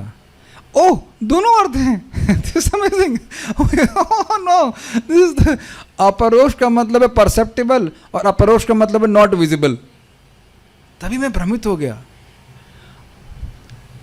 अपरोक्ष का मतलब है, oh my God, this is too much. अपरोक्ष का मतलब है जिसको आप अनुभव कर सकते हैं, और अपरोक्ष मतलब जो आंखों से नहीं दिखाई पड़ता है। अक्ष का मतलब इंद्रियां ले लीजिए, अपरोक्ष मतलब परसेप्टिबल। अपरोक्ष मतलब परसेप्टिबल संस्कृत में है, दो अर्थ हैं। और अपरोक्ष मतलब नॉट विजिबल, दोनों अलग है। जैसे घृणा मतलब प्रेम, घृणा मतलब घृणा। Now this is something new I have learn, this is too much. क्योंकि मैं टीका से रखा था तो समझ नहीं पा रहा था, तो अब ऐसे समझिए। ओह, अब समझिए आप, क्योंकि आत्म तत्व अपरोक्ष है, मतलब दिखता नहीं है, इस कारण से उसका अनुभव नहीं होता है। तो अंतःकरण की शुद्धि द्वारा आत्म तत्व के अपरोक्ष अनुभव, मतलब एकदम दिखने लग जाए, उस अनुभव के लिए कर्म योग के संबंध में तुम इस बुद्धि को सुनो। या चलो, आपको हम परेशान नहीं करते, सीधे सीधे आप लेते हैं। अपरोक्ष मतलब जो भौतिक इंद्रियों से ग्राह्य नहीं है। अपर अक्ष जो भौतिक इंद्रियों से ग्राह्य नहीं है। अपरोक्ष मतलब भौतिक इंद्रियों से द्वारा ग्राह्य नहीं है। तो आत्मा अपरोक्ष है, अर्थात भौतिक इंद्रियां उसको नहीं पकड़ सकती हैं। तो इसका अनुभव करने के लिए, अपरोक्ष का अनुभव करने के लिए तुम कर्मयोग के संबंध में इस बुद्धि को सुनो। यहाँ तक ना समझ में आ रहा हो तो पूछ लीजिएगा, ये बात थोड़ी कठिन जा रही है। आत्मा अपरोक्ष है, आपकी आंखों अपनी इंद्रियों से सामने नहीं प्रस्तुत हो रहा है, तो उस अपरोक्ष का अनुभव करने के लिए अंतःकरण की शुद्धि होना जरूरी है। और उस अंतःकरण की शुद्धि के लिए तुम कर्म योग के संबंध में बुद्धि को सुनो। अगर मैं इंग्लिश में समझाऊं, simple, the soul is imperceptible to material senses. So for getting the perception of that imperceptible soul, you should perform karma, निष्काम कर्म योगा।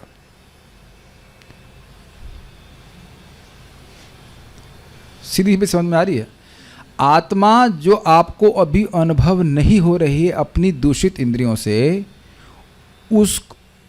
उस आत्मा का अनुभव करने के लिए, और वो अनुभव भौतिक इंद्रियों वाला अनुभव नहीं होगा, उसके लिए अंतःकरण को शुद्ध करने के लिए कर्म योग को संपादित करने वाली बुद्धि के संबंध में सुनो।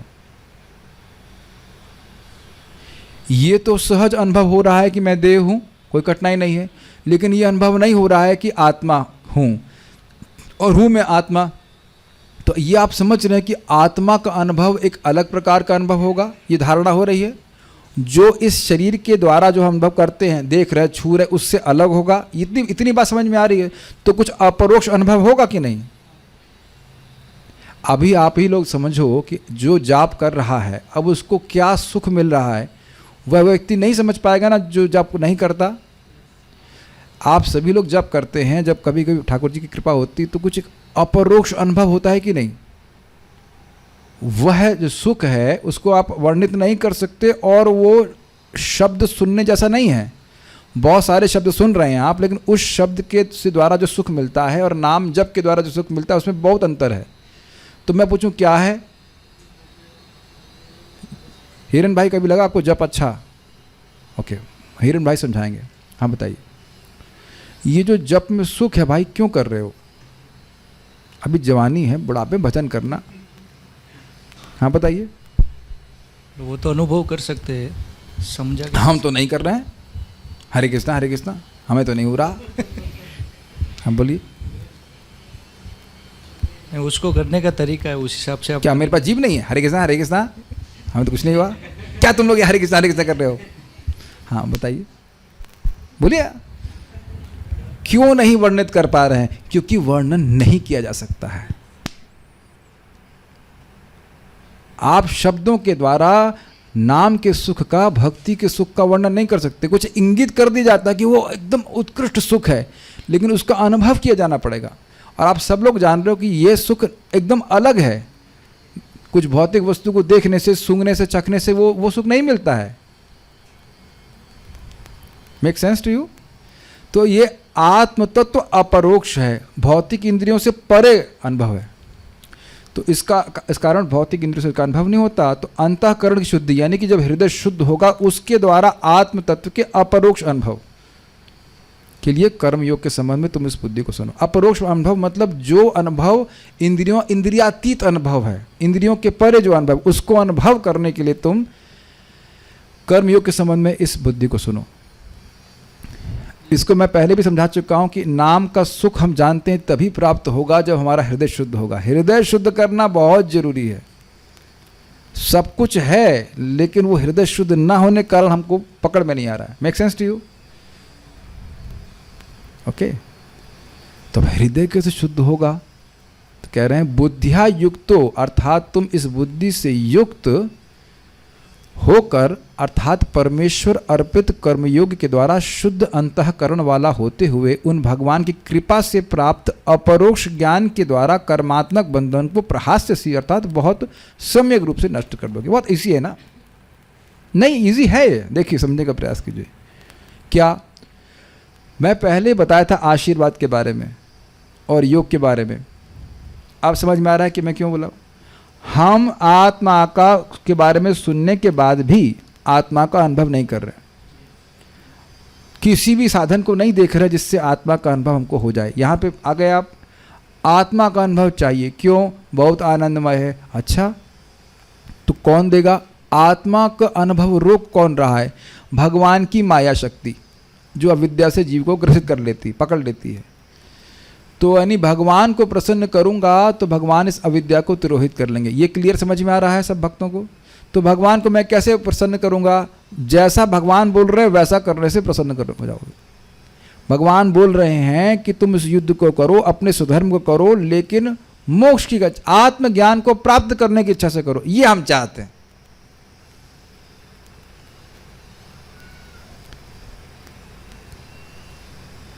हमें क्या पता था कि भगवान की पूजा कर्म योग से करनी चाहिए? अभी देते हैं निष्काम कर्म योग। याद आ रहा है आपको? एक ऐड आता था जिसमें एक ससुर जी हैं और बाराती आते हैं, तो हम उठ जाएंगे, हम उठ जाएंगे। बाराती बोले उठ जाएंगे, उठ जाएंगे। तो क्या, क्यों बात है, क्यों गुस्सा हो रहे हो? कहते पान पराग चाहिए। तो बोले कि अरे हमें क्या पता था कि बारातियों का स्वागत पान पराग से करते, अभी लीजिए पान पराग। ओ कम ऑन गीता में पान पराग कहाँ से आ गया? लेकिन समझ पा रहे हैं बात? कुछ बुद्धि आई ना उनकी कि बाराती को कैसे संतुष्ट करें। नहीं समझ में आ रहा था कि बाराती इतना रंज क्यों हो रहा है। कितना मुश्किल है समझाना, लेकिन पक्का उदाहरण समझ में आ रहा है ना कि हमें क्या पता था कि इतनी सी बात, हमें क्या पता था कि बारातियों का स्वागत पान पराग से होना चाहिए। बहुत पुराना ऐड था, देखा होगा, बहुत पुराना ऐड। तो अब समझ में आ गया, अच्छा ये बात है। तो मतलब मुझे, आप देख रहे हैं उस ऐड को, देखिए बड़ा आसान काम है, पान पराग तुम्हारे पास था, बस देना मात्र था, आप खुश हो जाते। तो बोला ना बारातियों ने कि हमको पान पराग चाहिए, अरे पहले बोल देते आप। तो भगवान भी इसी तरह से बोल रहे हैं कि भाई तुम कर्म तो कर ही रहे हो, है ना तुम्हारे पास कर्म करने का सामर्थ्य? हाँ है, बिल्कुल है, युद्ध करने का, बस तुम निष्काम कर्म से करो, निष्काम भावना से करो कि मैं बड़ा संतुष्ट हो जाऊंगा और संतुष्ट हो करके तुमको आत्मज्ञान प्रदान कर दूंगा, आत्मा का अनुभव प्राप्त करूंगा। अब ये आत्मा का अनुभव प्राप्त हो जाएगा तो मेरा कर्म बंधन कैसे नष्ट हो जाएगा, ये भी प्रश्न आ जाएगा। देखिए कर्म बंधन लग कैसे रहा है। इस जगत में जीव अपने को भूला हुआ है कि वो आत्मा है, और इस कारण से वह भोग के लिए ही कार्य करता है। पॉइंट, जब वो भोग के लिए कार्य करता है तो दो प्रभाव आते हैं, वो और मानता है कि वो शरीर है, और दूसरा उस भोग को प्राप्त करने वाले कर्म की इच्छा का संस्कार और पक्का बन जाता है। Does it make sense to you? ये समझ पा रहे हैं कर्म बंधन कैसे लग रहा है?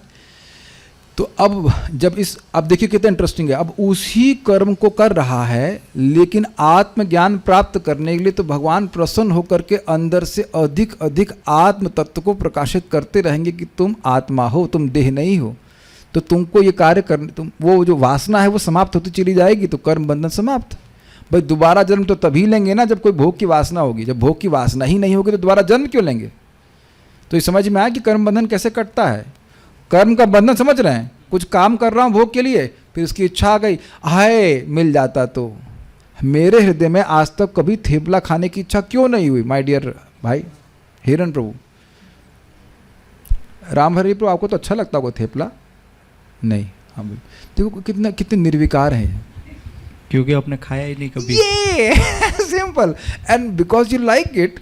तो अब मैं कहूँ अरहर दाल और चावल, कुछ आ रहा है राम हरि पर कुछ फीलिंग्स, मुस्कुराना चालू कर दी। ये नॉर्थ इंडियन अरहर दाल चावल ना जाए, गरम गरम वो घी डाल करके, वाह ये देख रहे, वी बिकम एक्साइटेड बिकॉज जिस चीज़ का अनुभव है, बहुत सारे नॉर्थ इंडियन समझ रहे इस बात को। थेपला बोलने में मेरे ख्याल से कुछ लोगों का कोई रिएक्शन नहीं है, एकदम हर्ष और विश्वास से रहता है, कुछ कोई रिएक्शन नहीं, क्या है पता नहीं। तो अब बड़ा खतरनाक बात है, अनादिकाल से हम भोग वासना से वासित हैं। वासित मतलब वियरिंग दैट परफ्यूम, परफ्यूम लगा घूम रहे हैं, वो भी चचुंदर के तेल की जो भी मट्टी का तेल उड़ करके चल रहा है। भोग की I want sense gratification, I want sense gratification. तो ये इच्छा ले करके आदमी काम करता है और वो भोग करता है, और भोग करके फिर वो इच्छा और आ जाती है ना? तो उसका फिर वैसे कार्य करता है, समझ रहे हैं? ऐसे करने से उसके बाद मरते समय क्या लगता है, आय हाय चोले मिल जाते, तो ऐसा करके होता है, आपने देखा मरते समय। तो इच्छाएं जो रह जाती हैं उस इच्छा की वजह से अगला जन्म प्राप्त हो जाता है। अरे मेरी कितनी सुंदर पत्नी है, ठीक है चलो स्त्री बन जाओ। अरे हमारे लड़का, हाय दैया हमारे लड़का का क्या होगा, ठीक है लड़का बन जाओ। और कोई कहे कि हल्दी है कि नहीं, चावल है कि नहीं, तो घर में चूहा बन जाओ। चूहा यही देखता है ना कि चावल कहाँ है घर में बन जाओ। तो आप समझ रहे हैं कि इच्छाओं के कारण दोबारा जन्म मिला, ये समझ में आ गया? तो भगवान अंदर से सारी वासना समाप्त कर देंगे। अंतःकरण शुद्ध होने का मतलब है वासनाओं की शुद्धि। कैच किया?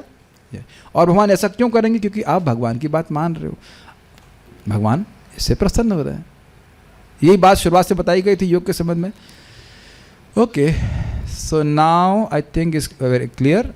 और कुछ रह गया क्या इसमें? नहीं, अब गीता भूषण टीका हम कल देखेंगे। अब आप लोगों को मौका दिया जाएगा कुछ बोलने के लिए। तो हम कल रूम के डिवोटीज को बिल्कुल भूल गए थे, तो आज मुझे याद रहेगा, तो मैं आप लोग को मौका दूंगा। So just a second.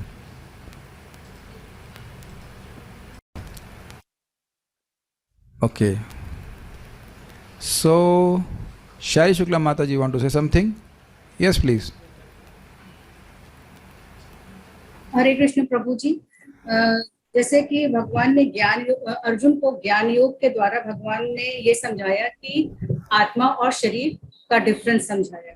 उसके पश्चात वो अर्जुन इसका अनुभव नहीं कर पा रहे थे, तो भगवान ने उनको कहा कि तुम ये कर, उसकी वो बुद्धि दी उनको कि तुम ये कर्म योग करो। निष्काम कर्म योग के द्वारा तुम इस आत्म तत्व, इस आनंद स्वरूप आत्मा को समझ पाओगे। बिल्कुल सही बोला आपने। तनिषा माता जी, क्या निष्काम कर्मयोग में कोई कामना नहीं होती है? प्रभु जी मुक्ति की डिजायर, मतलब और Yes. कुछ नहीं, मटेरियल नहीं होता, बट जी, मुक्ति की। आत्मा के आनंद के अनुभव करने की इच्छा होती है, इसलिए वह इस जगत के भोग को छोड़ देता है। Very good. संख्या का अर्थ बताइए। मैं क्विज नहीं ले रहा हूँ, जस्ट वांट टू नो कि डिवोटीज को समझ में आ रहा है कि नहीं। कुछ समझ में आया? संख्या, सांख्य क्या बोल रहे हैं? ओके, राधा शर्मा माता जी। हरे कृष्णा। संख्या यानी सम्यक ज्ञान, और उस ज्ञान के द्वारा जो प्रकाशित आत्म तत्व होता है उसे सांख्य कहते हैं। आपने पढ़ा तो बिल्कुल सही, समझ में आ गया। संख्या को तोड़िए। जैसे सांख्य, उसका मतलब है संग प्लस ख्या। हाँ, यस। संग मतलब सम्यक और ख्या मतलब एक्सप्लेन्ड यानी ख्यापित, प्रकाशित। तो ये शब्द आया है। अच्छा, एक अद्भुत बात है, प्रकाशित पे विचार कीजिए। प्रकाशित मतलब जो वस्तु अंधकार में थी उस पे प्रकाश डालते हैं। अब और आस्वादनीय हो रहा है आपको? जैसे मान लीजिए कि आप रूम में गए हैं, रूम में पूरा अंधकार है, तो एक दिया जला दिया तो उससे सारी चीज़ें प्रकाशित हो जाती है ना। यानी जो वस्तु जहाँ है उस पर प्रकाश पड़ जाता है, उसका ज्ञान हो जाता है ना। इस प्रकार से प्रकाशित। इंटरेस्टिंग है ना? ओके। और सांख्य के क्या अर्थ बताया आपने? सांख्य जो आत्म तत्व को ठीक ठीक से प्रकाशित करता है, जो आत्म तत्व को ठीक ठीक से गिन गिन कर ज्ञापित करता है। सांख्य मतलब संग प्लस ख्यापित, सम्यक ज्ञान। मैं इसीलिए पूछ रहा था, यहाँ फंस जाएंगे। संख्या का अर्थ है, संख्या का अर्थ है वह सम्यक ज्ञान जिसके द्वारा वस्तु तत्व प्रकाशित हो जाए। तो सांख्य मतलब उसके द्वारा जो प्रकाशित आत्म तत्व है। जी। अब इसी बात को किसको पकड़े? हिलादनी माता जी आप बताइए, और उसके बाद विपिन प्रभु बताएंगे। नहीं, विपिन को पढ़ते, बहुत देर से बोले नहीं। हाँ, संख्या का मतलब बताइए और सांख्य का अर्थ मतलब। ये बार आएगा गीता में, कहाँ बचेंगे इसको? बोलिए। संख्या मतलब सम्यक रूप से ख्यापित। तेलुगु में बोलिए, इसका मतलब समझ में नहीं आया? हिरन भाई गुजराती में बताओ उसको, और दो लोग यहाँ समझने वाले। गुजराती में। हाँ, संख्या का अर्थ बताइए।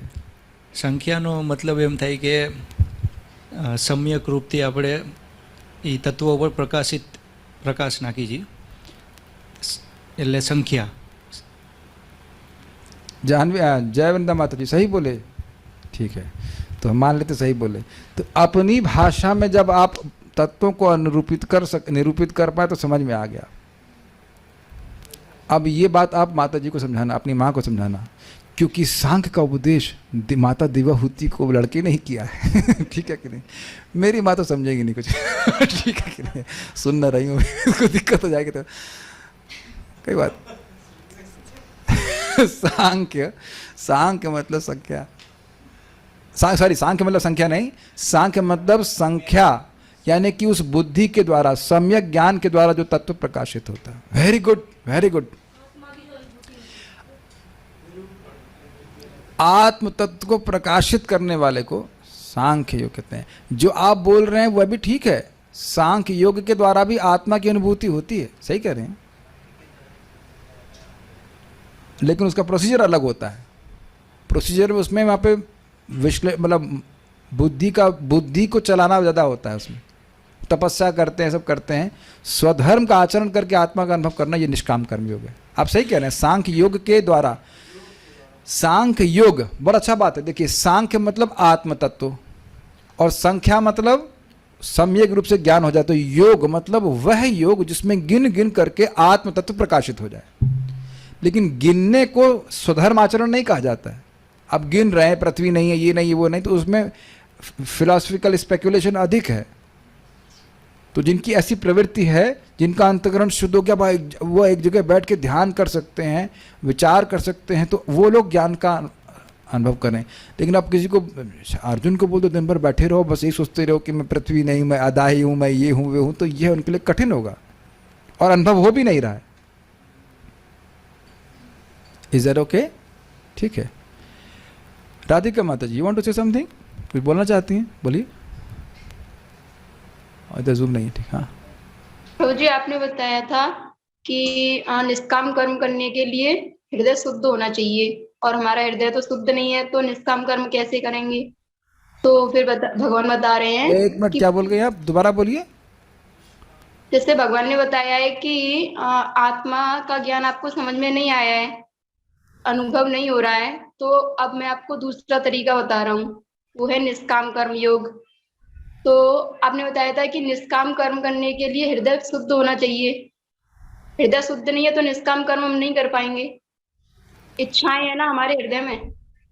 ये नहीं बताया था, ये नहीं बताया था, यही नहीं बताया था, इसीलिए बोलना अच्छा है आप बोल रहे हैं। ये नहीं बताया था हृदय अशुद्ध होते हुए भी तुम कैसे निष्काम कर्म योग के द्वारा आत्मा का अनुभव करने में समर्थ हो जाओगे, इसके विषय में सुनो। मैंने ये जरूर बोला था कि कुछ लोगों की इतनी बुद्धि डाउन होती है कि वो निष्काम कर्मियों की बुद्धि को भी नहीं समझ पाएंगे। वो यह भी नहीं समझ पाएंगे कि आत्मा जैसी कोई वस्तु होती है, उसका अनुभव प्राप्त करने के लिए कुछ करना चाहिए। ये बोला था, लेकिन ये नहीं कहा गया था कि हृदय अशुद्ध है तो आप निष्काम कर्मयोग नहीं कर पाएंगे। Good good good, no problem no problem, बहुत सूक्ष्म बात है, कोई बात नहीं। तो अरे यहाँ तो आप लोग स्पष्ट रोज तो करते हो, आप लोग कह रहे हो समझ में नहीं आ रहा। राधिका माता जी भोग लगाती हैं खाने का भगवान को? प्रभु जी। क्यों लगाती हैं? क्योंकि मतलब वो पाप नहीं लगे हमें, जो उसमें भगवान को भोग लगाने से जो हाँ समझ, बस ठीक है। भगवान को भोग लगाने से पाप नहीं लगता है, और बस पाप ही नहीं लगता है, वो प्रसाद भी बन जाता है और हमारा हृदय शुद्ध होता है उसको खाने से। बुद्धि है ना।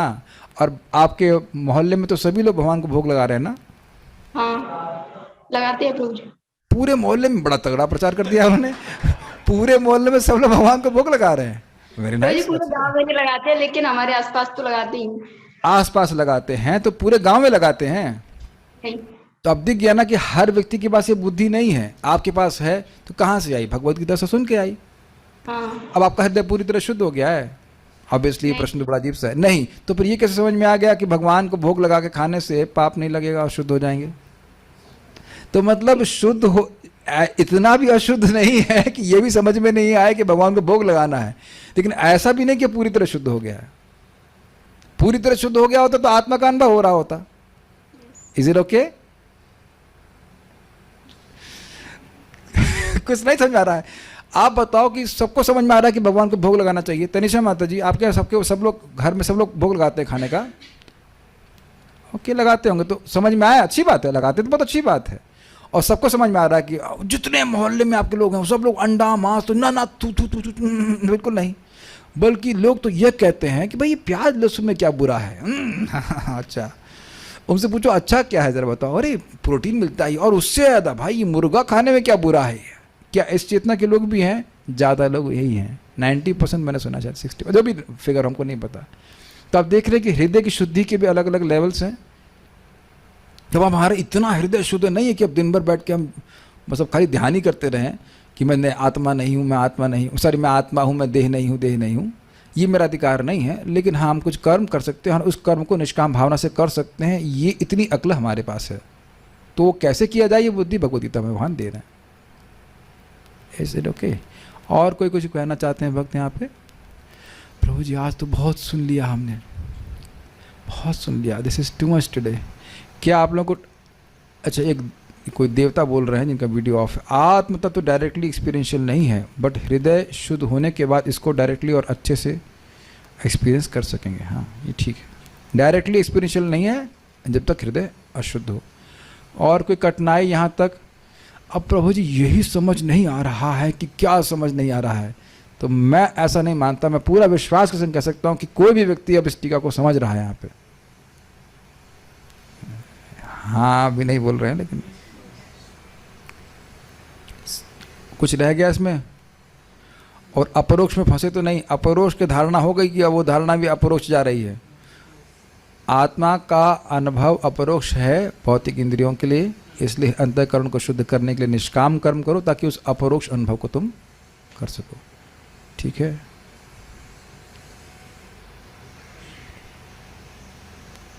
अपर का अर्थ क्या होता है चलिए बाद में विचार करके बताऊंगा।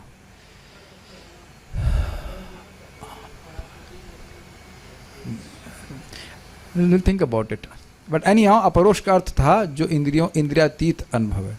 ओके. सो और कुछ पूछना है? नहीं. मैं कुछ छोड़ रहा हूँ क्या? नहीं, ये आगे बताया जाएगा.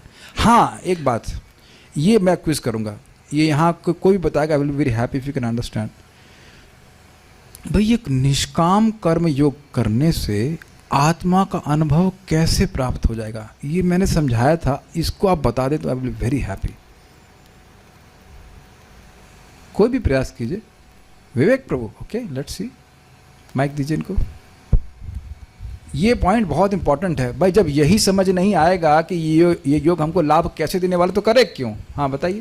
तो जी, निष्काम कर्म का जो हम लोग निष्काम कर्म करते हैं, भगवान के सुख के लिए करते हैं, भगवान की प्रसन्नता के लिए. और उसमें जो भी हम भगवान निष्काम कर्म करेंगे तो भगवान की प्रसन्नता के लिए करेंगे, भगवान की संतुष्टि के लिए. तो उसमें कर्म बंधन नहीं रहेगा. हाँ, यही तो पूछ रहा हूँ कि कैसे नहीं लगेगा. क्योंकि वो जो है कि जो भी चीज़ें हम करेंगे तो हम भोग के लिए नहीं करेंगे, अपने भोग के लिए नहीं करेंगे, भगवान की प्रसन्नता के लिए करेंगे, भगवान को अर्पित करेंगे. तो उसमें कर्म बंधन नहीं रहेगा. अब गलत तो नहीं बोल रहे हैं, लेकिन सम्यक रूप से उसे ख्यापित कीजिए. हमने काफ़ी एक्सप्लेन करने का प्रयास किया था. ये यहाँ बात पकड़ में आ गई ना, तो भगवद गीता में आगे बहुत आसानी रहेगी समझने में कि बारंबार कर्म बंधन कर्म बंधन. चलिए मैं और तोड़ के पूछता हूँ, कर्म बंधन क्या है, इसकी व्याख्या कीजिए. पहले बताइए. हिरेन भाई बताइए. हमारी जो भौतिक भोगने की इच्छा है, उसकी वजह से हमें ये शरीर मिल रहा है. तो उसकी वजह से हमें कर्म करने का इम्पेटस, क्या बोलते हैं, फोर्स. ओके. और कोई प्रयास? हाँ, रामकृष्ण प्रभु. ये हम एक दो बार बुलवा करके ही छोड़ने वाले हैं. बोलिए. ये यहाँ एक क्लास का बंधन है. हाँ बोलिए. कर्म बंधन से कि हम कुछ भौतिक कर्म करते हैं, अगर वो मतलब सकाम कर्म हो तो कुछ हमारी इच्छाएं होती हैं, उसके अनुसार हम कार्य करते हैं, फिर उसके बाद फिर इच्छाएं नई जनरेट हो जाती है. अब मैं एक बार फिर से बोल रहा हूँ और इसको आप बहुत ध्यान से सुनना. अनादि काल से, मेरे पीछे बोलते चले जाइए. अनादि काल से जीव भोग वासना से वासित है. वासित मतलब जैसे आप कुछ फेंक देते तो सेंट आ जाती है, महक आने लगती है, खुशबू. तो अनादि, यू कैन नॉट ट्रेस. अनादि काल से बद्ध जीव भोग वासना से वासित है. बोलिए. अनादि काल से बद्ध, इनको बोलने दीजिए. हाँ. अनादि काल से बद्ध जीव भोग वासना से वासित है. फिर से बोलिए. अनादि काल से बद्ध जीव भोग वासना से वासित है. अनादि काल से बद्ध जीव भोग वासना से वासित है. नोट कर लेना क्योंकि मैं ये पहली बार नहीं समझा रहा हूं. मैं ये लाइन पहली सबको समझ में आ गई. सिंस बिगिनिंग लेस टाइम, कोई टाइम आप ट्रेस नहीं कर सकते हो. अनादि काल से जीव की, बद्ध जीव की भोग की इच्छा है. उस इच्छा के अनुरूप वह भोग के कार्य करता है. उस इच्छा के अनुरूप जीव भोग के कार्य करता है.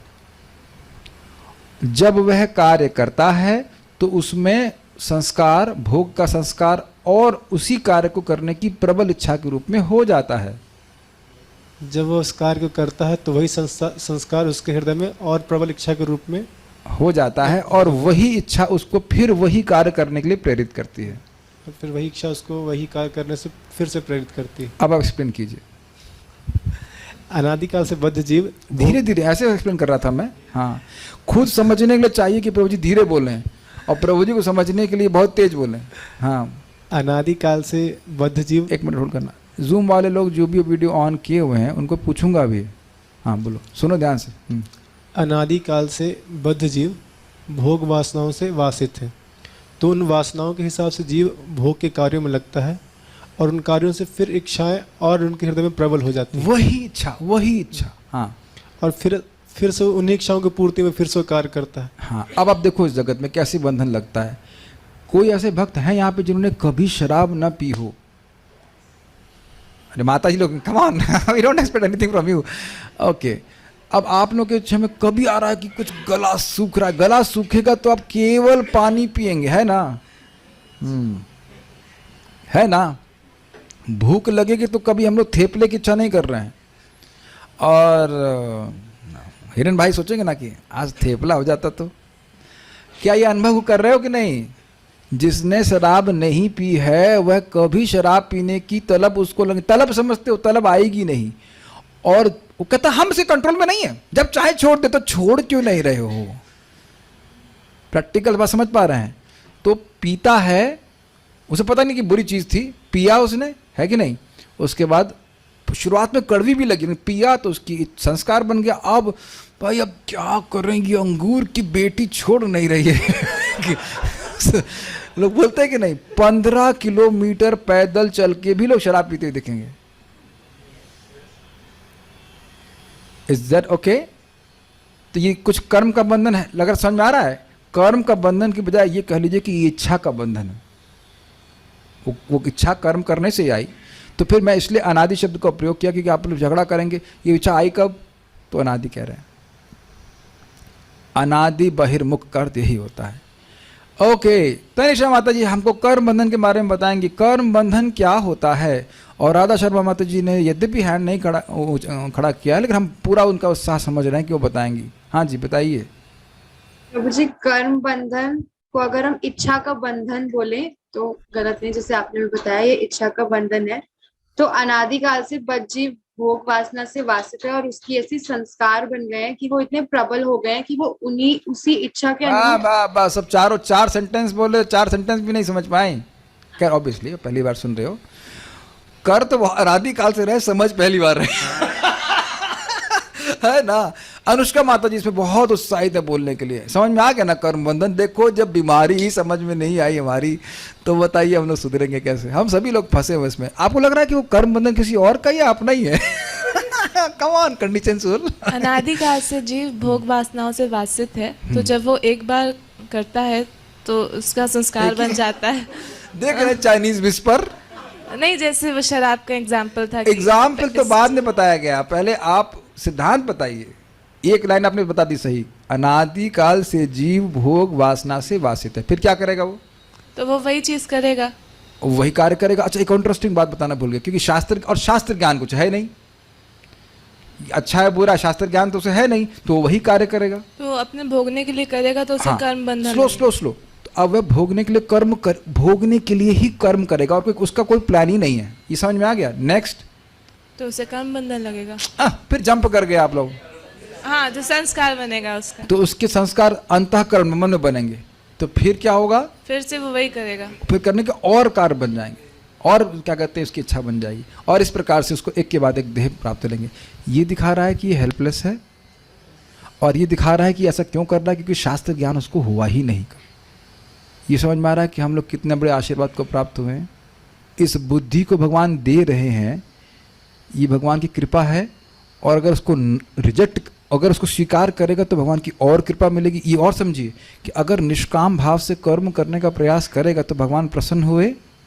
ये समझ में आ रहा है? क्योंकि आपने उनकी आज्ञा मानी, तो अब उनकी कृपा से, उनके आशीर्वाद से और ये भावना ही बनेगी कि हम अब निष्काम भावना से ही करें। You'd get a taste to become selfless. You get a taste for becoming selfless. और बिना निस्वार्थ हुए आत्मा को सुख प्राप्त नहीं हो सकता है, क्योंकि उसका स्वरूप ही है। सुख आत्मा को चाहिए, रस चाहिए, वो भगवान की कृपा से ही प्राप्त होगा। तो प्रसन्न करना पड़ेगा ना भगवान को। तो आप समझ पा रहे हैं निष्काम कर्मयोग के द्वारा किस प्रकार से भगवान हमको कृपा देने के लिए बात के लिए ही बता रहे हैं। कुछ बुद्धि चाहिए ना इसके लिए। विवेक प्रभु, इसको विवेक कहेंगे कि नहीं? डिस्क्रिमिनेशन, ये कैसे कार्य करना चाहिए, ये विवेक है ना? ऐसे बोलते हैं ना, विवेक है कि नहीं? कर्म बंधन क्या है ये मैं कल भी पूछूंगा, क्योंकि ना त्वेवाहम जातु नासम न त्वम नेमे जनाधिपा न चैव न भविष्यामः सर्वे वयमतः परम। ऐसा कोई नहीं समय था कि मैं नहीं था, मैं, हाँ आप नहीं थे, हाँ कल भी तो दिख रहे थे आप। ऐसा कोई समय नहीं कि आप लोग नहीं थे और बाकी लोग नहीं थे। सब लोग रहेंगे और हम लोग सुनेंगे। ओके, कुछ समझ में आ गया होगा। अच्छा, कर्म बंधन को प्रयास ऐसी मतलब है जब आत्मा का अनुभव हो गया तो उन इच्छा को करेंगे नहीं, भोग की इच्छा को। तो जब भोग की इच्छा ही नहीं रहेगी तो अगला देह प्राप्त क्यों होगा? Is it okay? This is very pretty dangerous, ये भोग की इच्छा।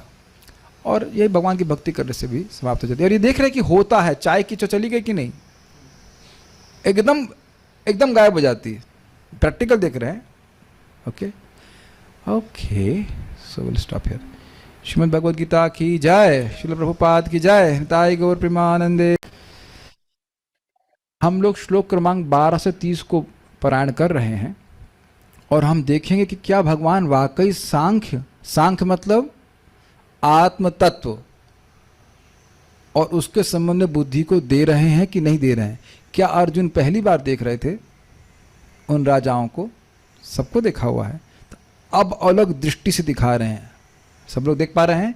न त्वेवाहम जातु नासम न त्वम नेमे जनाधिपा न चैव न भविष्यामा सर्वे वयमतः परम। तो ये देह के बारे में नहीं बोल रहे हैं। देहिनो अस्मिन् यथा देहे कौमारम यौवनम जरा तथा देहांतर प्राप्तिर्धीरस्तत्र न मोह्यति। लेकिन ये तो विभिन्न शरीरों में दिख रहे थे परिवर्तन होते हुए, ये तो अलग अलग रूप में है। कहते नहीं नहीं नहीं नहीं, इस देह के परिवर्तन से देही परिवर्तित नहीं होता है, देही आत्मा है। कुछ प्रकाश मिला, ठीक है। और जो बुद्धिमान है, जो इंद्रिय को सीमित करता है, वह इस बात को देख करके मोहित नहीं होता है। मात्रा स्पर्शास्तु कौन्तेय शीतोष्ण सुख दुखदाह आगाम पाइनो नित्यस्ताम तितिक्षस्व भारत। तो कैसे इसका अनुभव करने वाला बनूं? ये समझो कि इंद्रिय जो भोग हैं उसका तुमसे कोई संबंध नहीं। जो सुख दुख आ रहे हैं वह इंद्रियों के इंद्रिय विषयों से संपर्क से आ रहे हैं, उनको सहन करना सीखो। और इस सहन करना सीखेंगे तो फायदा क्या होगा? यम ही ना व्यथयन्ते ते पुरुषम पुरुषर्षभ सम दुख सुखम धीरम सोमृतत्वाय कल्पते। आप ये देख रहे हैं कि कुछ भगवान इंगित कर रहे हैं निष्काम कर्मियों की तरफ। जो इस प्रकार से व्यतीत नहीं होता है पुरुष, वह सम दुख और सुख में सम रहते हुए है और वैसा व्यक्ति अमृतत्व को प्राप्त करता है। कुछ आत्मा के बारे में बात हो रही है। अमृत आत्मा, न मरने वाली वस्तु। जी हाँ, 15 में देख लीजिए। ना सतो विद्यते भावो न भावो विद्यते सतः उभयोरपि दृष्टोस्तस्त्वन्योस्तत्वदर्शी भी। जो तत्वदर्शी हैं वो देख रहे हैं कि भौतिक वस्तु का कोई स्थायित्व नहीं है और आत्मा का कोई नाश नहीं है। ओके, प्रकाश मिला। क्यों ऐसा? अविनाशी तु तद्विद्धि येन सर्वमिदं ततम विनाशम अव्ययस्यास्य न कश्चित् कर्तुमर्हति। जो पूरे शरीर में व्याप्त है वह अविनाशी है। हाँ, चेतना चेतना चेतना जो आत्मा का गुण है। विनाशम अव्ययस्यास्य न कश्चित् कर्तुमर्हति। और कभी भी इसका विनाश, इस अव्यय आत्मा का विनाश नहीं हो सकता। प्रकाशित हुआ, कुछ चमका, कुछ चमक रहा है, कहते हैं चमका। जी हाँ, अंत। और फिर देह से इसको अलग करने के लिए बता रहे हैं। एकदम देह का गुण उसमें है ही नहीं। अंतवंत इमे देहा नित्यस्योक्तः शरीरिणः अनाशिनो अप्रमेयस्य तस्माद् युद्धस्व भारत। ये देह अंतवंत है, अंत होना ही है इसलिए। और नित्यस्योक्तः शरीरिणः, जो शरीरी है वह नित्य ही है, इसलिए इस अनाशी अप्रमेय और आत्मा, जो आत्मा है जिसको उसको परिमाण है नहीं, आप पकड़ नहीं सकते उसको, और अनाशी है, इसलिए तस्माद् युद्धस्व भारत। इसलिए तुम युद्ध करो। आत्मा के गुण को दिखा रहे हैं कि नहीं यहाँ पे? य एनम वेत्ति हंतारम यश्चैनम मन्यते हतम उभौ तौ न विजानीतो नायम हंति न हन्यते। जो ऐसा सोच रहा है कि वो मारने वाला है या मरने वाला है, दोनों ही लोग नहीं जानते हैं। क्योंकि ना आत्मा को मारा जा सकता है, न वो आत्मा किसी को मारता है।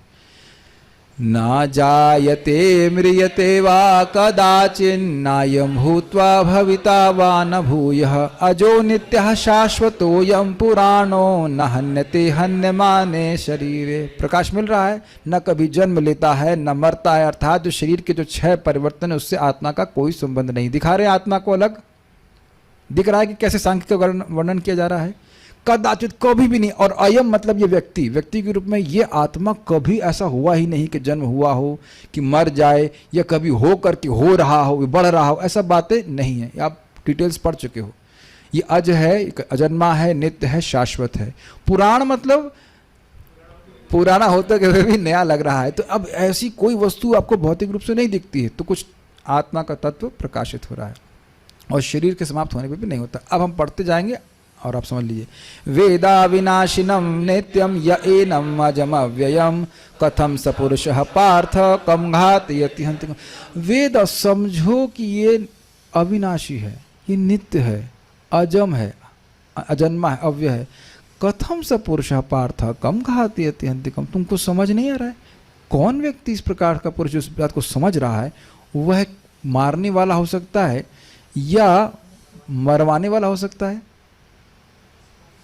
तो कुछ एक्सपेक्ट किया जा रहा है ना कि तुमको समझ नहीं आ रहा है, आप लोग समझ रहे हैं ना,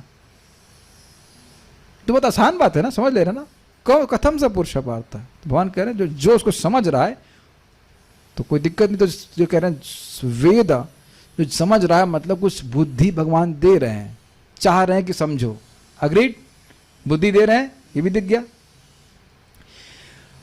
तो कह रहे शरीर का परिवर्तन तो दिख रहा है, तो कहते रहे नहीं भाई वो ऊपर की कवरिंग है मात्र। वासांसि जीर्णानि यथा विहाय नवानि गृह्णाति नरोपराणि तथा शरीराणि विहाय जीर्णानि अन्यानि संयाति नवानि देहि। वासांसि जीर्णानि, जब कपड़े पुराने हो जाते हैं इनको यथा विहाय, इनको त्याग देता है, तो नवानि गृह्णाति नरोपराणि, और उसके बाद नए कपड़े व्यक्ति ग्रहण कर लेता है। ठीक है।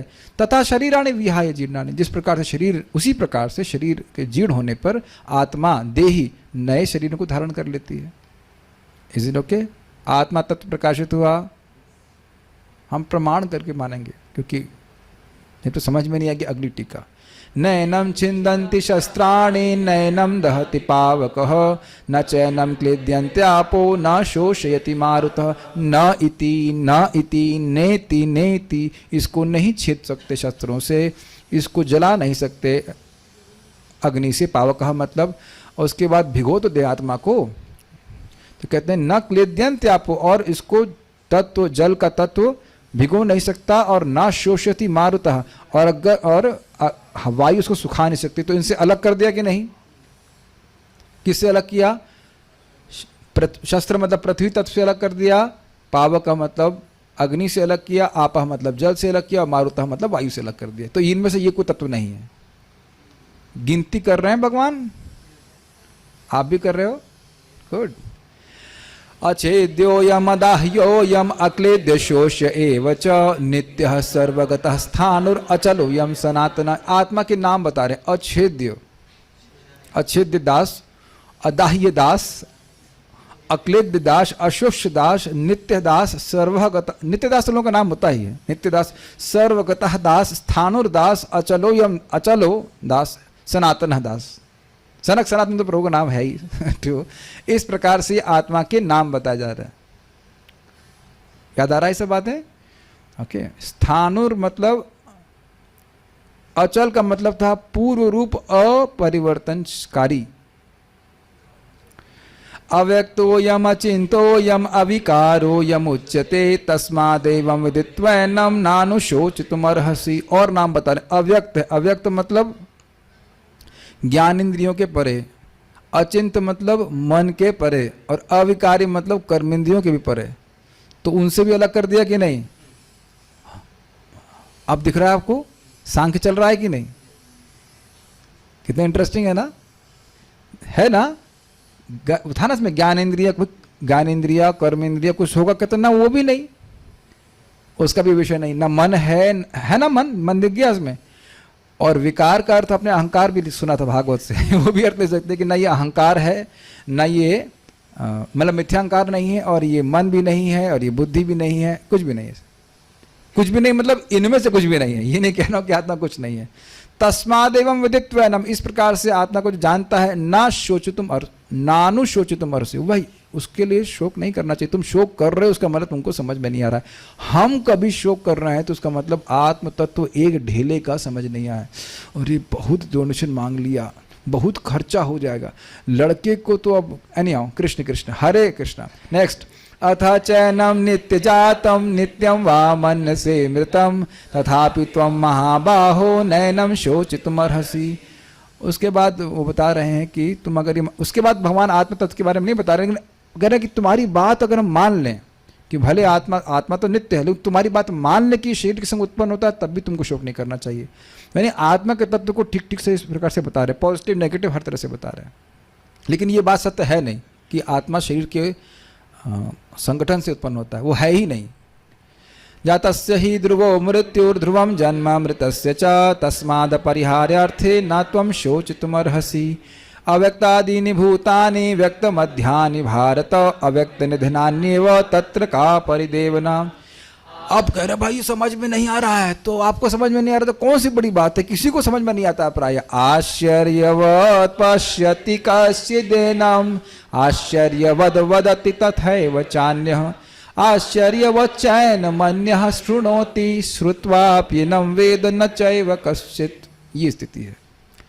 लोग गुरु और शास्त्र से सुन करके कहते हैं भाई ये तो बड़ी आश्चर्यजनक आत्मा है, या देख करके आश्चर्यचकित हो जाते हैं, या कुछ लोग उसके बारे में बोलते हैं आत्मा बड़ी आश्चर्यजनक है, या बोल करके आश्चर्यचकित हो जाते हैं, या उसके बारे में सुनते हैं तो उनको आत्मा आश्चर्यजनक लगती है, या सुन करके आश्चर्यचकित हो जाते हैं, इस प्रकार से। और बहुत से महात्मा तो ऐसे हैं कि सुनने के बाद भी नहीं समझ पाते, वो हम ही लोग हैं, ठीक है कि नहीं। देहि नित्यमवध्योऽहं देहे सर्वस्य भारता तस्मात् सर्वाणि भूतानि न त्वं शोचितुमर्हसि।